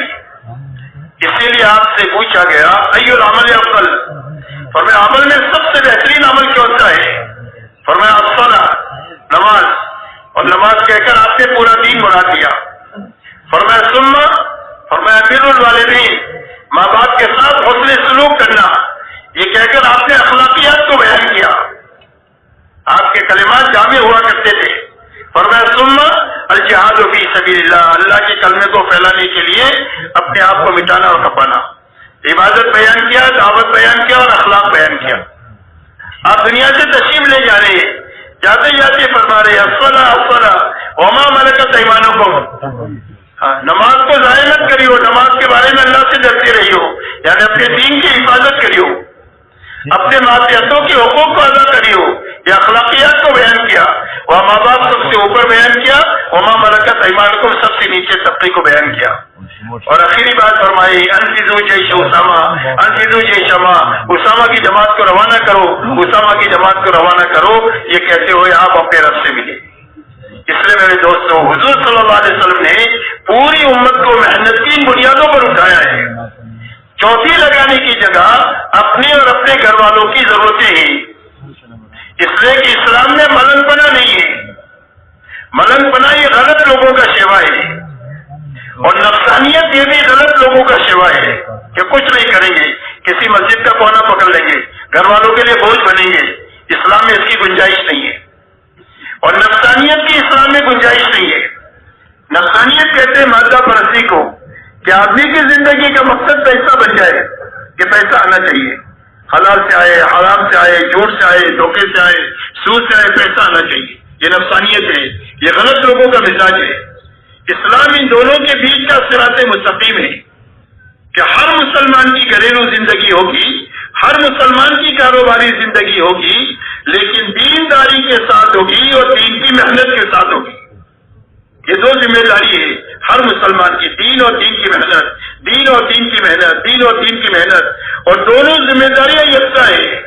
دین بھی ذمہ داری ہے اور محنت بھی ذمہ داری ہے، اسی لیے دین میں کمی آئی تو تنبیہ آئے گی، اور دین کی محنت میں کمی آئی تو تنبیہ آئی گی۔ بدر میں ایمان میں بھی کمال ہے اور اتباع میں بھی کمال ہے تو مدد آ گئی، احد کے اندر میں اتباع میں کمی آئی تو آپ دیکھو تنبیہ آئی، احد میں اتباع میں کمی آئی تھوڑی سی اجتہادی غلطی کی وجہ سے، اور اللہ نے معاف کر دیا تاکہ قیامت تک کوئی صحابہ کے اوپر انگلی نہ اٹھائے، اس لیے کہ جو کام نبی سے مناسب تھے اللہ نے نبی سے کروائے، اور جو نبی کی عصمت کے مخالف تھے اللہ نے صحابہ سے کروا کر کے دین کی تکمیل کر دیا، تاکہ عملی طور پر پوری امت کے سامنے پورا دین عملی طور پر آ جائے۔ اس لیے صحابہ سے اللہ نے وہ کام کروایا۔ اس لیے میرے دوستوں، لیکن تنبیہ آئی، کتنی بڑی تنبیہ آئی کہ 70 صحابہ شہید ہوئے، آپ کے دندان مبارک شہید ہوئے، آپ کے سر میں خوف کی کڑی گھس گئی، اور یہ ساری پریشانی اس لیے آئی کہ تھوڑی سی اتباع میں کمی آئی، اور وہ بھی اجتہادی غلطی کی وجہ سے آئی کہ دیکھا کہ کام پورا ہو گیا ہے، وہ سمجھے کہ حکم بھی پورا ہو گیا، حالانکہ حکم پورا اس وقت میں ہوتا جب دوسرا حکم آتا۔ حکم یہ تھا یہاں ٹھہرنے کا، لیکن جب دیکھا کہ کام پورا ہو گیا تو سمجھے حکم پورا ہو گیا، نیچے اتر گئے، حالانکہ حکم اس وقت پورا ہوتا جب اترنے کا حکم آتا۔ اجتہادی غلطی، اور اللہ نے معاف بھی کر دیا تاکہ کوئی ان کے اوپر انگلی نہ اٹھائے۔ لیکن یہ تنبیہ آئی دین میں کمی کی وجہ سے، حنین میں یقین میں کمی آئی کہ کثرت پر اعتماد آیا کہ اتنے سارے ابھی میدان جیت رہیں گے، تو اللہ نے فرمایا وَيَوْمَ حُنَيْنٍ إِذْ أَعْجَبَتْكُمْ كَثْرَتُكُمْ فَلَمْ تُغْنِ عَنْكُمْ شَيْئًا وَضَاقَتْ عَلَيْكُمُ الْأَرْضُ بِمَا رَحُبَتْ ثُمَّ وَلَّيْتُمْ مُدْبِرِينَ۔ فرمایا حنین کے دن کو یاد کرو جب تمہاری کثرت نے تمہیں عہدے میں ڈال دیا، ہم اتنے سارے ہیں ابھی کر لیں گے، تو تمہاری کثرت تمہارے کچھ کام نہیں آئی، اور باوجود زمین کشادہ ہونے کے لیے تمہارے لیے تنگ ہو گئی، اور تمہارے پیر اکھڑ گئے، اور تم نے پیٹ پھیر دیا، اور یہ اس کے بعد اللہ نے اس شکش کو پھر فتح سے بدلا، اور اللہ تعالیٰ نے اس بات کو بتلایا کہ جب دین میں کمی آئے گی تو اللہ کی طرف سے تنبیہ آئے گی، اس لیے کہ دین ذمہ داری ہے۔ ایسا ہی دعوت میں کمی آئے گی تو بھی تنبیہ آئے گی، جیسے حضور صلی اللہ علیہ وسلم کے زمانے میں آئی، انصار مدینہ حضور صلی اللہ علیہ وسلم کے پاس آئے اور آ کر کے یوں کہا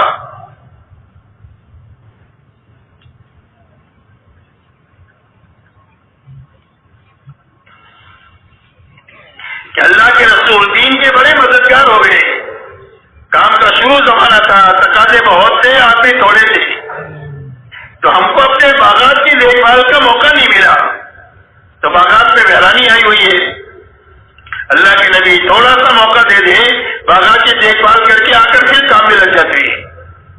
ابھی آپ نے کوئی جواب نہیں دیا، اور اللہ کی طرف سے قرآن میں آیت جو تغیر ہے انفقوا فی سبیل اللہ ولا تلقوا بأیدیکم الی التہلکہ واحسنوا ان اللہ یحب المحسنین۔ اللہ جل شانہ فرماتے ہیں کہ خرچ کرتے رہو، لگتے رہو، لگاتے رہو، اور اپنے آپ کو ہلاکت میں نہ ڈالو۔ تمہارا دین کی محنت کو چھوڑ کر اپنی دنیا کے سنوارنے میں لگنا، جس میں تم اپنے لیے نجات سمجھ رہے ہو، تمہارا خالق پیدا کرنے والا تمہارے لیے اس میں تمہارے لیے ہلاکت دیکھ رہا ہے۔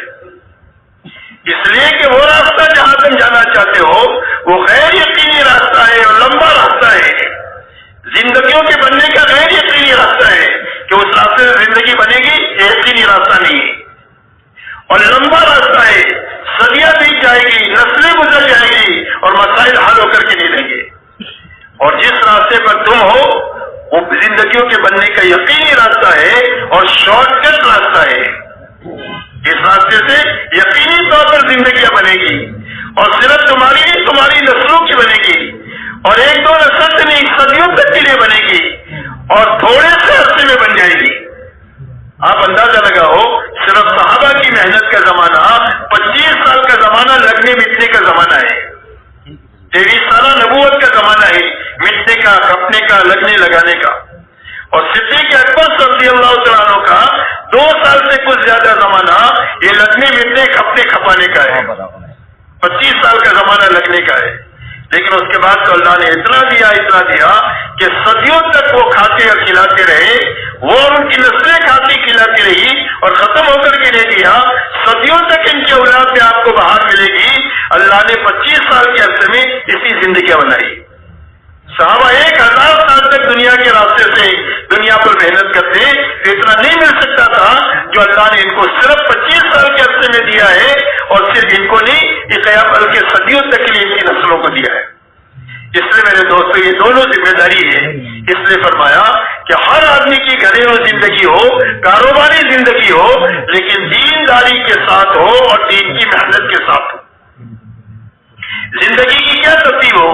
کہ زندگی کی ترتیب یہ ہو کہ جب اللہ کا حکم آ جائے یا دین کی محنت کا تقاضا آ جائے تو اس کے مقابلے میں خواہش کو توڑ دیں گے، چھوڑ دیں گے، قربان کر دیں گے، اور اپنی دنیاوی تقاضوں کو صرف آگے پیچھے کریں گے۔ چھوڑنا کسی چیز کو نہیں ہے، اور نہ چھوڑنے کا حکم ہے، اور ہم چھوڑ بھی کیا سکتے ہیں، کیونکہ کیا چھوڑ سکتے ہیں؟ کھانا چھوڑ سکتے ہیں، اگر 24 گھنٹہ نہ کھائے تو، اور 24 گھنٹہ نہ سوئے تو دن میں تارے نظر آ جائیں گے۔ اس لیے چھوڑنا ہمارے بس میں ہے ہی نہ حکم ہے، اس لیے چھوڑنا کسی چیز کو نہیں ہے، صرف دنیاوی تقاضوں کو آگے پیچھے کرنا ہے۔ اس کا نام ہی اللہ قربانی دیتے ہیں کہ آپ صبح میں سو رہے ہیں اور اذان کی آواز ہو گئی، اللہ اکبر اللہ اکبر، تو اب اپنے بستر کو چھوڑ کر مسجد میں جاؤ، اس کا نام قربانی ہے کہ اپنی راحت کو چھوڑا حکم پورا کرنے کے لیے۔ گشت کا وقت آ گیا، اپنی دنیا کا کوئی کام ہے، کہا اس کو بعد میں کریں گے، ابھی گشت کریں گے، اس کا نام قربانی ہے۔ دنیا کا کام پہلے کر لیں گے یا بعد میں کر لیں گے، عمل کو اپنے وقت پر کر لیں گے، اس کا نام قربانی ہے۔ صرف آگے پیچھے کرنے کو اللہ قربانی کا نام دیتے ہیں۔ زندگی کی جب یہ ترتیب بنے گی تو اللہ تعالیٰ قربانی کی برکت سے روزانہ ہدایت پہ ترقی دیں گے، اس لیے کہ جس چیز کو جس کے لیے قربان کریں گے اسی کی محبت بڑھے گی، اسی کی عظمت بڑھے گی، اسی کا یقین بڑھے گا۔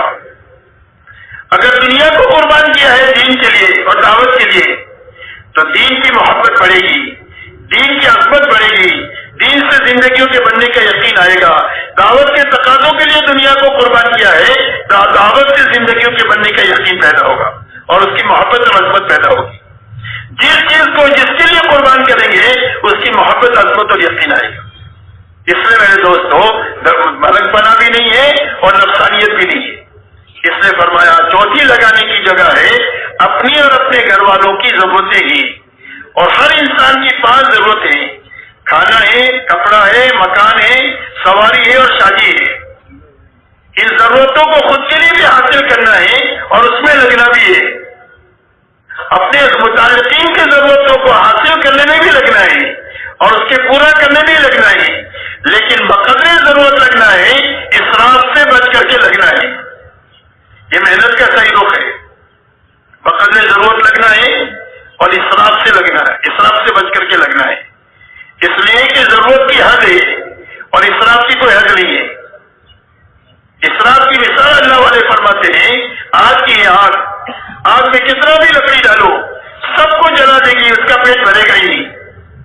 امت کا المیہ یہ نہیں ہے کہ امت کے پاس جان مال نہیں ہے، امت کے پاس جان مال بہت ہے، لیکن مشکل یہ ہے کہ زندگی میں اسراف داخل ہو گیا، اسراف داخل ہو گیا، کھانوں میں، کپڑوں میں، مکانات میں، شادیوں میں۔ ہم سوچ نہیں سکتے اتنا خرچ کرتے ہیں شادیوں میں، یہ بتانا مناسب نہیں سوچتا۔ ایک ساتھی نے بتایا کہ شادی میں اتنا خرچ کیا، آپ کبھی سوچ نہیں سکتے ہم کہ کبھی اتنا خرچ شادی میں ہوتا ہے، اس لیے کہ ہماری معاشرت کی بنیاد تو ساتھی ہے۔ صحابہ نے شادیاں کیا ہے، حضور صلی اللہ علیہ وسلم نے شادیاں کیا ہے، آپ نے اپنی بیٹیوں کی شادیاں کرائی ہے، کس ساتھی کے ساتھ کرائی وہ ہمارے سامنے ہے، وہی ہمارے لیے نمونہ ہے۔ آپ کے ناچنے کودنے والوں کی زندگیاں ہمارے لیے نمونہ نہیں ہے کہ ان کی زندگیوں کو دیکھ کر ہم اپنے شادیوں میں خرچ کریں۔ اس لیے بقدر ضرورت ان ضرورتوں کے حاصل کرنے میں بھی لگنا اور اس کے پورا کرنے میں بھی لگنا اور اسراف سے بچتے ہوئے لگنا، لگنے کا بھی ثواب ہے اور پورا کرنے میں بھی ثواب ہے۔ صرف ضرورت پوری نہیں ہوگی بلکہ ثواب بھی ملے گا۔ اسی لیے حدیث پاک میں آتا ہے کہ قیامت کے دن آدمی کے عمل نامے میں سب سے زیادہ وزنی صدقہ وہ ہوگا جو حلال طریقے سے اپنے بیوی بچوں کو کھلایا ہے۔ ہاں، وہ ضرور دنیا نہیں ہے، دین ہے، کمانا بھی دین ہے، خرچ کرنا بھی دین ہے۔ شرط یہ ہے کہ بقدر ضرورت ہو، اسراف سے بچ کر کے ہو۔ محنت کا یہ رخ حضور صلی اللہ علیہ وسلم نے قائم فرمایا 23 سال میں، اور اس 23 سال میں قائم کرنے کا نتیجہ یہ ہوا کہ صدیوں میں جو نقصان ہوا تھا اس کی تلافی سالوں میں ہو گئی۔ حضرت عیسیٰ علیہ السلام اور حضور صلی اللہ علیہ وسلم کے بیچ میں 650 سال کا زمانہ ہے جس میں کوئی نبی نہیں آئے، اس لیے انسانوں میں جہالت آخری درجے کی اور انسانوں میں گمراہی آخری درجے کی، اور یہ جہالت اور گمراہی صرف 23 سال میں ختم ہو گئی۔ کتنے سال میں ختم ہو گئی؟ 23 سال میں ختم ہو گئی، اور یہ دونوں بنیادیں زندہ ہو گئی، علم بھی زندہ ہو گیا اور ہدایت بھی زندہ ہو گئی۔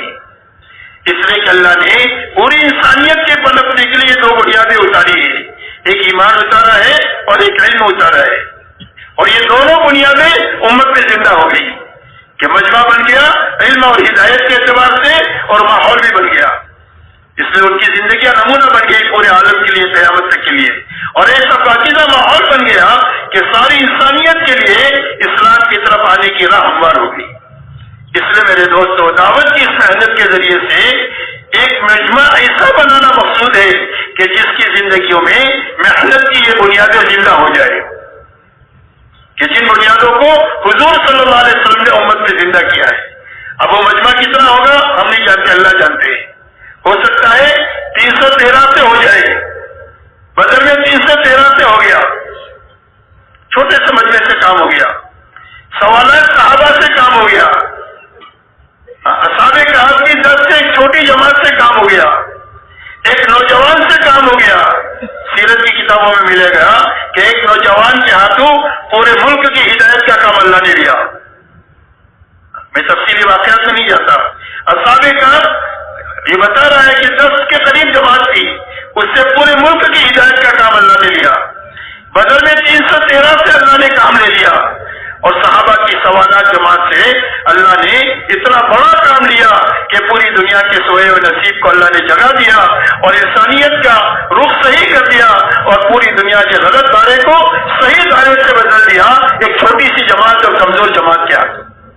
میرے دوستو، یہ تو بہت بڑا مجمع ہے، لاکھوں کا مجمع، اور ایک ملک کا نہیں ہے، عالم کا مجمع ہے۔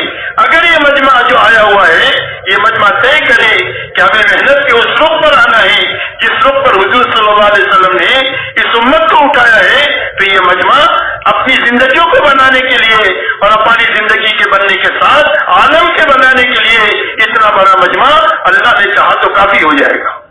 اس لیے میرے دوست یہ مجمع طے کرے کہ ہمیں محنت کے اس رخ پر آنا ہے، کہ بھائی آنا ہے، بھائی کس کو آنا ہے۔ ماشاءاللہ، اللہ تعالیٰ قبول پورا دنیا سے آیا ہوا پورا مجمع یہ طے کرے کہ ہمیں اس محنت کو ایسی اچھی طریقے سے کرنا ہے اور ایسی پوری طریقے سے کرنا ہے کہ آہستہ آہستہ آہستہ آہستہ ہم محنت کے اس رخ پر پہنچے جس رخ پر حضور صلی اللہ علیہ وسلم چھوڑ کر گئے تھے۔ اب وہ رخ جس پر حضور صلی اللہ علیہ وسلم چھوڑ کر گئے تھے میرے دوستوں، وہی رخ قیامت تک کے لیے امت کے سنبھلنے کا ہے، اس لیے کہ اللہ تعالیٰ نے جس زمانے میں بھی انسانیت کی ہدایت کا ارادہ فرمایا اور حق کو دنیا میں چلانے کا ارادہ فرمایا اور غلط زندگیوں کو اللہ نے ختم کرنے کا ارادہ فرمایا، تو اللہ تعالیٰ نے اس زمانے میں نبیوں کے راستے سے دعوت کی مبارک محنت کو وجود بخشا۔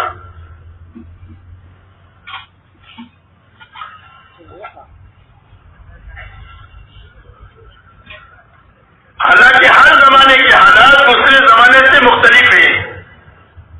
کسی زمانے میں ملک والوں کا چلن تھا، کسی زمانے میں مال والوں کا، کسی زمانے میں صنعت اور حکمت والوں کا، اور کسی زمانے میں تجارت والوں کا، کسی زمانے میں باغات والوں کا، کسی زمانے میں اکثریت والوں کا۔ غرض یہ کہ ایک طاقت کا چلن ہر زمانے میں الگ تھا، لیکن ہر زمانے میں حق کو دنیا میں چلانے کے لیے اور غلط زندگیوں کو زیر کرنے کے لیے اللہ نے نبیوں کے راستے سے دعوت کی مبارک محنت کو وجود بخشا۔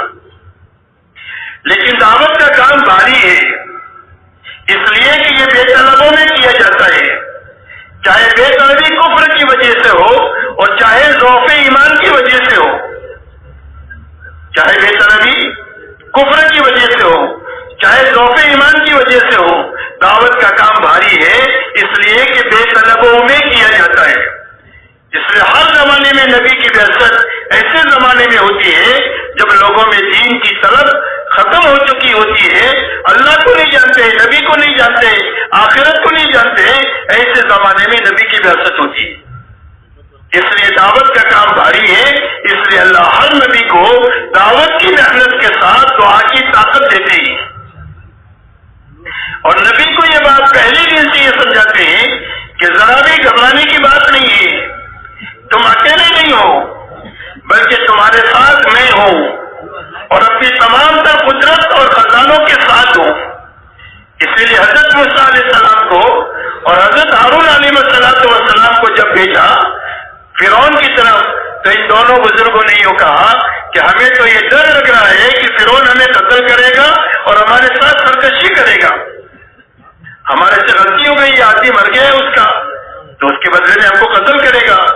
تو اللہ تعالیٰ نے ارشاد فرمایا لا تخافا اننی معکما اسمع وارا، فرمایا گھبرانا نہیں، ڈرنا نہیں، میں تم دونوں کے ساتھ ہوں، میں دیکھ بھی رہا ہوں، سن بھی رہا ہوں، تمہارا ہر قدم میری حفاظت میں اٹھے گا، اس لیے کہ میری تمام تر طاقت اور میرے تمام تر خزانے دعوت کے ساتھ ہے اور داعی کے ساتھ ہے۔ شرط یہ ہے کہ دعوت صحیح ہو اور داعی کی زندگی صحیح ہو، تو اللہ اپنے قدرت اور خزانوں کے ساتھ، دعوت کے ساتھ اور داعی کے ساتھ ہوتے ہیں۔ اس لیے دنیا کی کوئی طاقت نہ دعوت کا نقصان پہنچا سکتی ہے اور نہ داعی کا نقصان پہنچا سکتی ہے، شرط یہ ہے کہ دعوت دعوت ہو اور داعی داعی ہو۔ اس لیے اللہ تعالیٰ اپنی معیت کا وعدہ کر کے نبی کو بھیجتے ہیں اور ان کو یہ کہتے ہیں کہ تمہاری حفاظت میں چلو گے اور جب مجھے پکارو گے میں تمہاری پکار کو سنوں گا بھی اور تمہاری مدد بھی کروں گا۔ اس لیے اللہ تعالیٰ ہر نبی کو دعا کی طاقت دیتے ہیں۔ اس لیے اللہ تعالیٰ نے قرآن پاک میں نبیوں کی دعوت کو بیان کیا ہے اور نبیوں کی دعا کی طاقت کو بیان کیا ہے کہ نبیوں نے دعوت کا کام کیسے کیا اور کام کرنے میں کیا حالات آئے اور ان حالات کو جھیلنے کے نتیجے میں اللہ کی تائید اور مدد ان کی دعا پر کیسی ہوئی کہ اللہ تعالیٰ نے پوری قوم نوح کو نوح علیہ السلام کی دعوت پر ختم کر دیا، صرف ایمان والوں کو باقی چھوڑا۔ اس لیے میرے دوستو، نبی اور نبیوں کے راستے سے اللہ دعوت کی مبارک محنت کو وجود بخشتے ہیں، حق کو دنیا میں چلانے کے لیے، باطل کو زیر کرنے کے لیے، حق اور حق والوں کی تائید کرنے کے لیے اور باطل والوں کی سرکوبی کے لیے۔ لیکن شرط یہ ہے کہ دعوت کا کام نبیوں کے نہج پر ہو، نبیوں کے مزاج پر ہو، اس لیے کہ ہر کام کا ایک مزاج ہوتا ہے اور اس مزاج کے ساتھ کرنے ہی سے اس کا نفع ہے۔ کوئی تاجر ہے تو تجارت کا ایک مزاج ہے، ایک پولیس والا ہے، پولیس کا ایک مزاج ہے، ایک ملازم ہے، ملازمت کا ایک مزاج ہے۔ کیوں بھائی اگر ایک تاجر پولیس والے کی مزاج کے ساتھ دکانداری کرے گا تو کبھی دکان چلے گی؟ دکاندار بیٹھا ہے، کوئی گاہک آیا، اس کا کیوں آیا؟ کہ بھائی دکان چلے گی ایک دن اس کی؟ اور اگر پولیس والا تاجر کی مزاج سے چلے نرمی کے ساتھ تو اس کا کام چلے گا؟ اس کا کام بھی نہیں چلے گا۔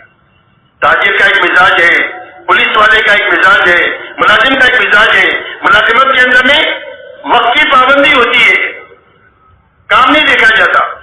8 گھنٹہ کام کرنا ہے، 8 گھنٹہ پورا ہو گیا، 10 آدمی لائن میں کھڑے ہیں، وہ اپنا دفتر بند کر کے جائے گا، بولے کل آؤ۔ یہ ملازم کی زندگی ہوتی ہے۔ اور ایک تاجر کا مزاج ہوتا ہے کہ تاجر کے مزاج میں کام ہوتا ہے کہ کام اصل ہے، وقت کے جو ہے کتنا بھی لگے۔ اس لیے ایک آدمی 10 گھنٹے دکان چالو رکھتا ہے، لیکن وقت آ گیا اور 10 آدمی دکان پر کھڑے ہیں کہ وہ کہے گا کل آؤ، کہ وہ تاجر کیا کرے گا؟ سب کو سودا دے کر دکان بند کرے گا، بھلے 2 گھنٹہ زیادہ لگے۔ اور عید کی رات میں پوری رات دکان کھلی رکھنا پڑے گا تو پوری رات کھلی رکھے گا۔ اس لیے کیا تاجر کی مزاج میں کام کی رعایت ہے۔ ایسا ہی میرے دوستوں نبیوں کا ایک کام ہے، اور نبیوں کے کام کی بنیادیں ہیں۔ سب سے پہلے نبیوں کا کام یہ ہے کہ بے طلبوں میں جانا، یہ کام ہے۔ نبیوں کا کام پہلا ہے کیا؟ کہ بے طلبوں میں جانا اور بے غرض بن کر جانا۔ اس لیے ہمارے کام کی بنیادیں ہیں کہ بے طلبوں میں جانا اور بے غرض بن کر کے جانا۔ کہاں جانا؟ اپنے محلے میں، پڑوس کے محلے میں، پڑوس کی بستیوں میں، اپنے اطراف کے ضلعوں میں، اپنے صوبے میں، اپنے ملک میں اور عالم میں، جہاں جہاں بے طلبی ہے وہاں اپنے گھر سے لے کر عالم میں ہم جائیں گے۔ جانے کے لیے اپنی جان لگانا، اپنا مال لگانا، کسی سے کچھ لینا نہیں۔ اگر کوئی استقبال کرے تو اس سے کچھ مانگنا نہیں، اور اگر کوئی برا بھلا کرے اور اگر مارے پیٹے تو جہالت کا جواب جہالت کے ساتھ نہیں دینا، بلکہ صبر کرنا، برداشت کرنا، تحمل کرنا اور کام کے مزاج کے ساتھ کام میں چلنا۔ اس لیے نبوت کے مزاج میں سب سے بڑی بات یہ ہوتی ہے کہ جو کہتے ہیں عملی زندگی ان کی ایسی ہوتی ہے۔ پہلی بات کیا ہے؟ فلسفی میں اور نبوت میں یہی فرق ہے۔ فلسفے میں باتیں ہی باتیں ہوتی ہے اور نبوت میں کام ہی کام ہوتا ہے کہ جو کہیں گے وہ زندگی میں عملی طور پر ہوگا، اور فلسفی کی یہ باتیں ہوگی کام نہیں ہوگا۔ اس لیے جیسی زندگی جیسی باتیں، جس کی بات کی دعوت اسی زندگی کی، اپنی عملی زندگی بناتے ہوئے دعوت کا کام کرنا۔ اسی کے ساتھ نرمی کے ساتھ نرمی مزاج ہے نبوت کی مزاج ہے۔ حضرت موسیٰ اور ہارون علیہ السلام کو اللہ نے حکم دیا کہ تم فرعون کے پاس جا رہے ہو، اس سے نرم بات کرنا۔ حالانکہ فرعون نبوت جس نے الوہیت کا دعویٰ کیا، ربوبیت کا، اللہ فرمایا جا رہے ہیں نرم بات کرنا، شاید نصیحت حاصل کرے اور اللہ سے ڈرے۔ اللہ کے علم میں کہ نہیں ماننے والا ہے، پھر بھی اللہ حکم دے کہ نرمی سے بات کرنا۔ حضور صلی اللہ علیہ وسلم کو اللہ نے حکم دیا، اللہ نے آپ کے بارے میں فرمایا فَبِمَا رَحْمَةٍ مِّنَ اللَّهِ لِنتَ لَهُمْ وَلَوْ كُنتَ فَظًّا غَلِيظَ الْقَلْبِ لَانفَضُّوا مِنْ حَوْلِكَ۔ فرمایا اللہ کی رحمت سے ہمارے نبی جی آپ نرم ہو گئے۔ اگر آپ میں سختی ہوتی تو آپ کا یہ مجمع آپ کے پاس سے چھٹ جاتا۔ حالانکہ آپ صحابہ کے درمیان میں اپنی اولاد سے زیادہ محبوب تھے، لیکن اللہ یہ فرماتے ہیں کہ اگر آپ کے مزاج میں اور آپ کی بات میں سختی ہوتی تو یہ مجمع آپ کے پاس سے منتشر ہو جاتا۔ لیکن اللہ کی رحمت کا یہ اثر ہے کہ یہ مجمع آپ سے ملا ہوا ہے، جڑا ہوا ہے، اور ہر وقت میں آپ کی اپنی جان کو ہتھیلی میں لے کر آپ کے پیچھے پھر رہا ہے کہ اللہ کے نبی جہاں چاہے آپ لگوا دیجیے۔ نرمی کی وجہ سے یہ مجمع آپ کے ساتھ جڑا ہوا ہے، اس لیے اللہ نے اپنی رحمت سے آپ کو نرم بنایا۔ اس لیے آپ کیا کریں؟ فرمایا آپ اگر ان سے غلطی ہو جائے آپ کے ساتھ تو ان کو معاف کریں۔ فاعفو عنہم، آپ سے غلطی کریں گے، اس لیے کہ سیکھنے کی پیریڈ میں ہی، یہ تربیت کے مرحلے میں ہی، اس لیے کہ آپ سے بھی غلطی ہوگی اور آپ کے کام کے ساتھ میں بھی غلطی ہوگی۔ تو اگر آپ کے ساتھ غلطی کریں تو آپ ان کو درگزر کریں، ان کو معاف کریں، اور اگر کام میں غلطی کریں تو آپ ان کے لیے استغفار کریں۔ اگر کام میں بھی غلطی کرے تو آپ اللہ سے ان کے لیے استغفار کریں کہ اللہ ان کو معاف کر دے، اور آپ ان کو اپنے سے الگ نہ کریں بلکہ حالات اپنے ساتھ ان کو چپٹائے رکھیں۔ آپ ان سے مشورہ کریں، آپ ان سے رائے لیں، آپ ان کی صلاحیتوں کو کام پر لگائیں اور صلاحیتوں کو دیکھ کر امانت داری کے ساتھ لگائیں، اس لیے کہ ہر نبی کی صفت ہے انی لکم ناصح امین، کہ میں تمہارا خیر خواہ بھی ہوں اور امانت دار بھی ہوں۔ اس لیے خیر خواہی کے ساتھ ہر آدمی کے ساتھ معاملہ کرنا اور ہر آدمی کے ساتھ امانت داری کے ساتھ معاملہ کرنا۔ تو امانت داری کس کو کہتے ہیں؟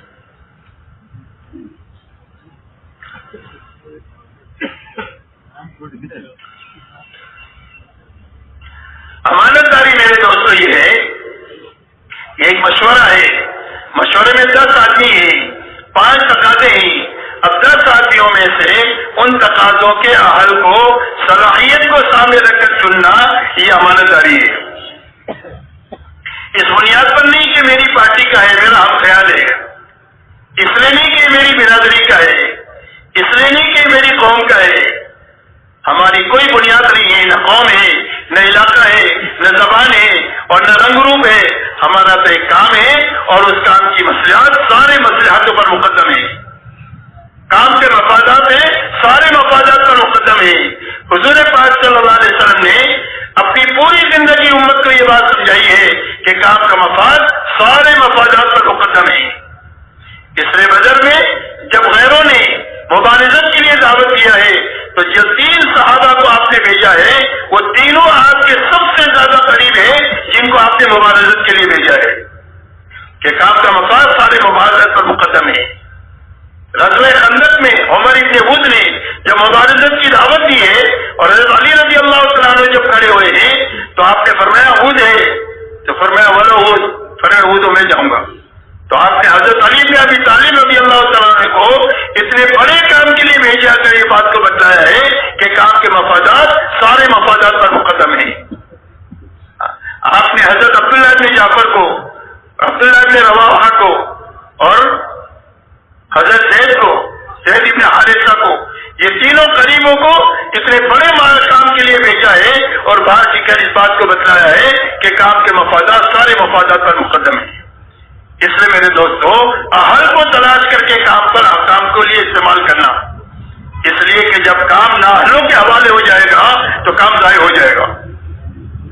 اس لیے ہمارے کام میں تعصب بھی نہیں ہے اور تحزب بھی نہیں ہے، ہمارے یہاں عصبیت نہیں ہے اور ہمارے یہاں پارٹی بندی نہیں ہے۔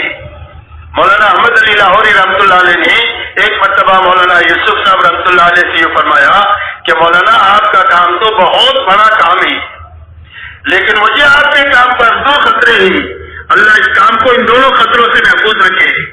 فرمایا ایک خطرہ تعصب اور تحزب کا ہے کہ کہیں عصبیت نہ پیدا ہو جائے، ان میں مختلف علاقوں سے آتے ہیں، مختلف زبانوں کے لوگ آتے ہیں، مختلف رنگ و روپ کے لوگ آتے ہیں، کبھی ان کی عصبیت کی رت جاگ نہ جائے اور کبھی ان کے اندر میں تعصب اور پارٹی بندی نہ پیدا ہو جائے کہ ہمارے خیال ہے اور ہماری فکر کا آدمی ہے، ہمارا کوئی خیال نہیں، ہماری کوئی فکر نہیں، ہمارا کام ہے اور کام کا مفاد سارے مفادات پر مکمل ہے، ہم اللہ پر جمع ہو سکتے ہیں اور امت کو اللہ پر جمع کر سکتے ہیں، اس کے علاوہ جمع ہونے کی کوئی بنیاد نہیں، یاد رکھے۔ جب اللہ کے علاوہ کوئی بنیاد کام میں آئے گی تو کام ضائع ہو جائے گا۔ اس لیے میرے دوستو تعصب سے بچنا اور تحزب سے بچنا اور غلو سے بچنا اور غرور سے بچنا۔ غلو کی اجازت نہیں ہے، غلو کہتے ہیں کام کا جو مقام ہے اس کو اس کے مقام پر رکھنا، دین کے جس کام کا جو مقام شریعت نے طے کیا ہے اور شارع علیہ السلام نے طے کیا ہے اس کام کو اس جگہ پر رکھنا یہ کام ہے، اس کو اس کے کام سے آگے بڑھانا یا گھٹانا یہ غلو ہے، اور غلو کی اجازت کسی کے لیے نہیں ہے اور غرور کی بھی اجازت نہیں ہے کہ زیادہ ہو گئے کام کرنے والے تو ہمارے اندر غرور آ جائے کہ ہم کسی کو گھاسی نہ ڈالیں، فرمایا غرور کی بھی اجازت نہیں ہے، غلو کی بھی اجازت نہیں ہے۔ یہ 2 بنیادیں فرمایا کام میں آئے گی تو کام ضائع ہو جائے گا، اللہ ہماری اور کام کی اور پوری امت کی حفاظت فرمائے۔ اس لیے میرے دوستو ہر نبی کے کام کا مزاج ہے خیر خواہی، خیر خواہی کو سامنے رکھنا کہ میرے ساتھی کی خیر خواہی کس میں ہے، اس کو سامنے رکھنا، امانت داری کو سامنے رکھنا۔ ہر نبی امت کی جان مال کو کام کے مفاد پر استعمال کراتے ہیں کہ جس سے ان کی آخرت بنے اور انسانیت کی آخرت بنے، کہ اپنے مفاد پر کسی کی جان مال نہیں لگاتے کوئی نبی کا کسی سے مطالبہ نہیں ہے، نہ استعداد کا مطالبہ ہے اور نہ مال کا مطالبہ ہے۔ اس میں خیر خواہی یہ نبوت کا مزاج ہے، امانت داری خیر خواہی کا مزاج ہے، نرمی یہ نبوت کا مزاج ہے، درگزر کرنا یہ نبوت کا مزاج ہے، استغفار کرنا یہ نبوت کا مزاج ہے، مشورہ کرنا صحیح طریقے سے کرنا، امانت داری کے ساتھ کرنا، تعصب اور تحزب سے بچتے ہوئے کرنا یہ نبوت کا مزاج ہے، اور ہر ایک کو اپنے ساتھ چمٹائے رکھنا یہ نبوت کا مزاج ہے۔ جب اس مزاج کے ساتھ صحیح محنت اپنی منزل طے کر لیتی ہے تو اللہ کی تائید ساتھ ہو جاتی ہے، اس لیے کہ اللہ کے یہاں محنت کی ایک مقدار مطلوب ہے، محنت کا طریقہ بھی مطلوب ہے اور محنت کی مقدار بھی مطلوب ہے۔ محنت صحیح بھی ہونی چاہیے اور پوری ہونی چاہیے۔ محنت صحیح ہو گئی، پوری ہو گئی تو کام ہو گیا، نتیجہ بھلے کچھ بھی نکلے، تھوڑا نکلے یا زیادہ نکلے، نتیجے کا کوئی مسئلہ نہیں، نتیجہ ہمارے ذمہ نہیں ہے۔ حضرت نوح علیہ السلام کی 1000 سالہ دعوت کے نتیجے میں یا 950 سالہ دعوت اور محنت کے نتیجے میں 80-82 لوگ بنے، لیکن ان کی محنت کامیاب ہے، اس لیے کہ اللہ کے یہاں نتیجے کی پوچھ نہیں ہوگی، اللہ کے یہاں کام کی پوچھ ہوگی۔ کوئی نبی قیامت کے دن آئیں گے، ان کے ساتھ 1-2 آدمی ہوں گے، لیکن اللہ ان کا وہ اکرام کریں گے جو اکرام اس نبی کا کریں گے کہ جس نبی کی محنت پہ لاکھوں کروڑوں لوگ ایمان میں داخل ہوئے۔ اس لیے کہ اللہ کی ہر طرف سے ہمارے ذمہ جو ہے وہ محنت کا صحیح رخ ہے، بس کہ محنت کا صحیح رخ اختیار کیا جائے اور محنت کو پورا کرنے کے لیے اپنے بس کی طاقت لگائی جائے، بس کی طاقت لگانے کا مکلف ہے۔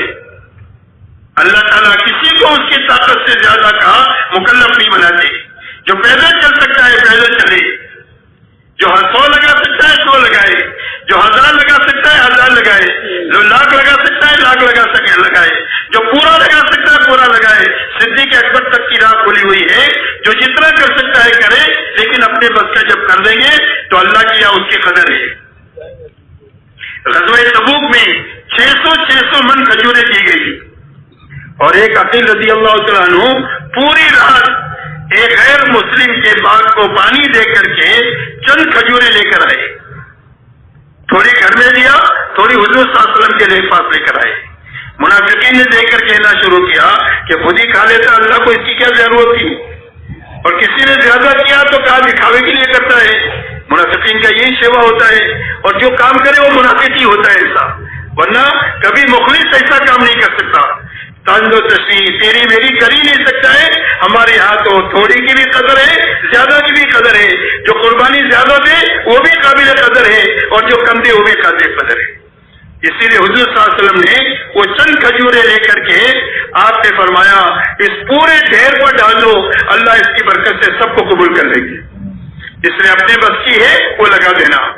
اس لیے میرے دوستو جب محنت پوری ہو جاتی ہے تو پھر اللہ تعالیٰ حق کی مدد کا اور حق والوں کی مدد کا اور باطل والوں کی سرکوبی کا ارادہ فرماتے ہیں، اور اللہ جب ارادہ فرماتے ہیں تو اپنی مخلوق میں سے کسی ایک مخلوق کو استعمال کرتے ہیں، اس لیے کہ ساری مخلوق اللہ کی لشکر ہے۔ وما یعلم جنود ربک الا هو، کہ سارے اللہ کے لشکروں کو اللہ کے سوا کوئی نہیں جانتا کہ اللہ کسی کی تائید کریں گے تو کیسے کریں گے، اور اللہ کسی کی پکڑ کریں گے تو کس کی پکڑ کریں گے، اللہ کے سوا کوئی نہیں جانتا۔ اسی لیے اللہ تعالیٰ نے پوری دنیا کی اور ان کی تمام طاقتوں کے مالکوں کی اور پوری دنیا کی ساری مادیت کی اللہ تعالیٰ نے پول یہ کہہ کر کھولا ہے کہ پوری دنیا کی ساری جتنی مادیت ہے اللہ کی نگاہ میں یہ فرمایا کہ اگر یہ مچھر کے پر کے برابر بھی ہوتا تو ہم کسی بے ایمان کو ایک گھونٹ پانی نہیں پلاتے۔ پوری دنیا کی مادیت جس شکل میں بھی ہے اللہ کی نگاہ میں اس کی حیثیت ایک مچھر کے پر کے برابر بھی نہیں ہے، اور اللہ تعالیٰ نے پوری انسانیت اور ان کے تمام تر وسائل اور ان کی طاقتوں کا پول اس طریقے سے کھولا ہے کہ مثل الذین اتخذوا من دون اللہ اولیاء کمثل العنکبوت اتخذت بیتا وان اوہن البیوت لبیت العنکبوت۔ اللہ جل شانہ فرماتے ہیں ان لوگوں کی مثال کہ جنہوں نے اللہ کے علاوہ کو اپنا دوست بنایا، اپنا مشکل کشا سمجھا، اپنا حاجت روا سمجھا، اپنے مسائل کے حل ہونے کا یقین ان اسباب اور وسائل کے ساتھ جوڑا، اللہ فرماتے ہیں ان کی حیثیت ہمارے سامنے مکڑی اور مکڑی کے جالے کی سی ہے. اور یہ فرمایا کہ مقدروں میں سب سے زیادہ کمزور گھر جو ہے یہ مکڑی کا جالا ہے. اللہ فرماتے ہیں ساری انسانیت اپنے تمام تر وسائل کے ساتھ ان کی حیثیت ہماری نگاہ میں مکڑی اور مکڑی کے جالے سے زیادہ نہیں ہے. اس لیے میرے دوستوں پوری دنیا مل کر اللہ کا تو کیا مقابلہ کرے، پوری دنیا مل کر اللہ کی ایک چھوٹی سی چھوٹی مخلوق کا مقابلہ نہیں کر سکتے. اللہ تعالیٰ اگر ہوا کا ایک جھونکا چھوڑ دے تو پوری دنیا مل کر اس ہوا کے جھونکے کا مقابلہ نہیں کر سکتے. پوری قوم آج جو کہہ رہی تھی من اشد منا قوہ، ہم سے زیادہ طاقتور کون ہے، پوری قوم مل کر اس ہوا کے جھونکے کا مقابلہ نہیں کر سکا. اور اللہ تعالیٰ نے پوری قوم کو زمین پر ایسا لٹا دیا جیسے کھجور کے لمبے لمبے تنے پڑے ہوتے ہیں. یہ ساری ترقیات کے باوجود ایک ہوا کی جھونکا کا مقابلہ ساری دنیا مل کر نہیں کر سکتی. اللہ پانی کا ایک ریلا چھوڑ دے تو پوری دنیا مل کر اس ریلے سے اپنے آپ کو بچا نہیں سکتی. آپ یقین مانو اگر اللہ تعالیٰ پانی کو سرکش بنا دے. ہمارے شہر میں ایک مرتبہ 6 گھنٹے کی بارش ہوئی، 2 بجے سے لے کر شام کو 8 بجے تک اتنی زبردست بارش ہوئی کہ اس بارش کے نتیجے میں پورا شہر پانی میں ڈوب گیا.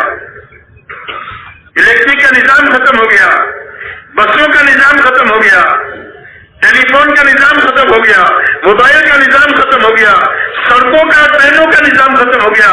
اللہ نے اس بات کو بتلایا کہ 6 گھنٹے کی بارش تمہاری ساری ترقیات کو ختم کر سکتی ہے، اس لیے کہ تم کمزور ہو اور تمہارے سارے نقشے دنیا کے جو ہے وہ سارے کمزور ہیں. اس لیے اللہ فرماتے ہیں سب سے زیادہ جو کمزور ہے وہ مکڑی کا جالا ہے.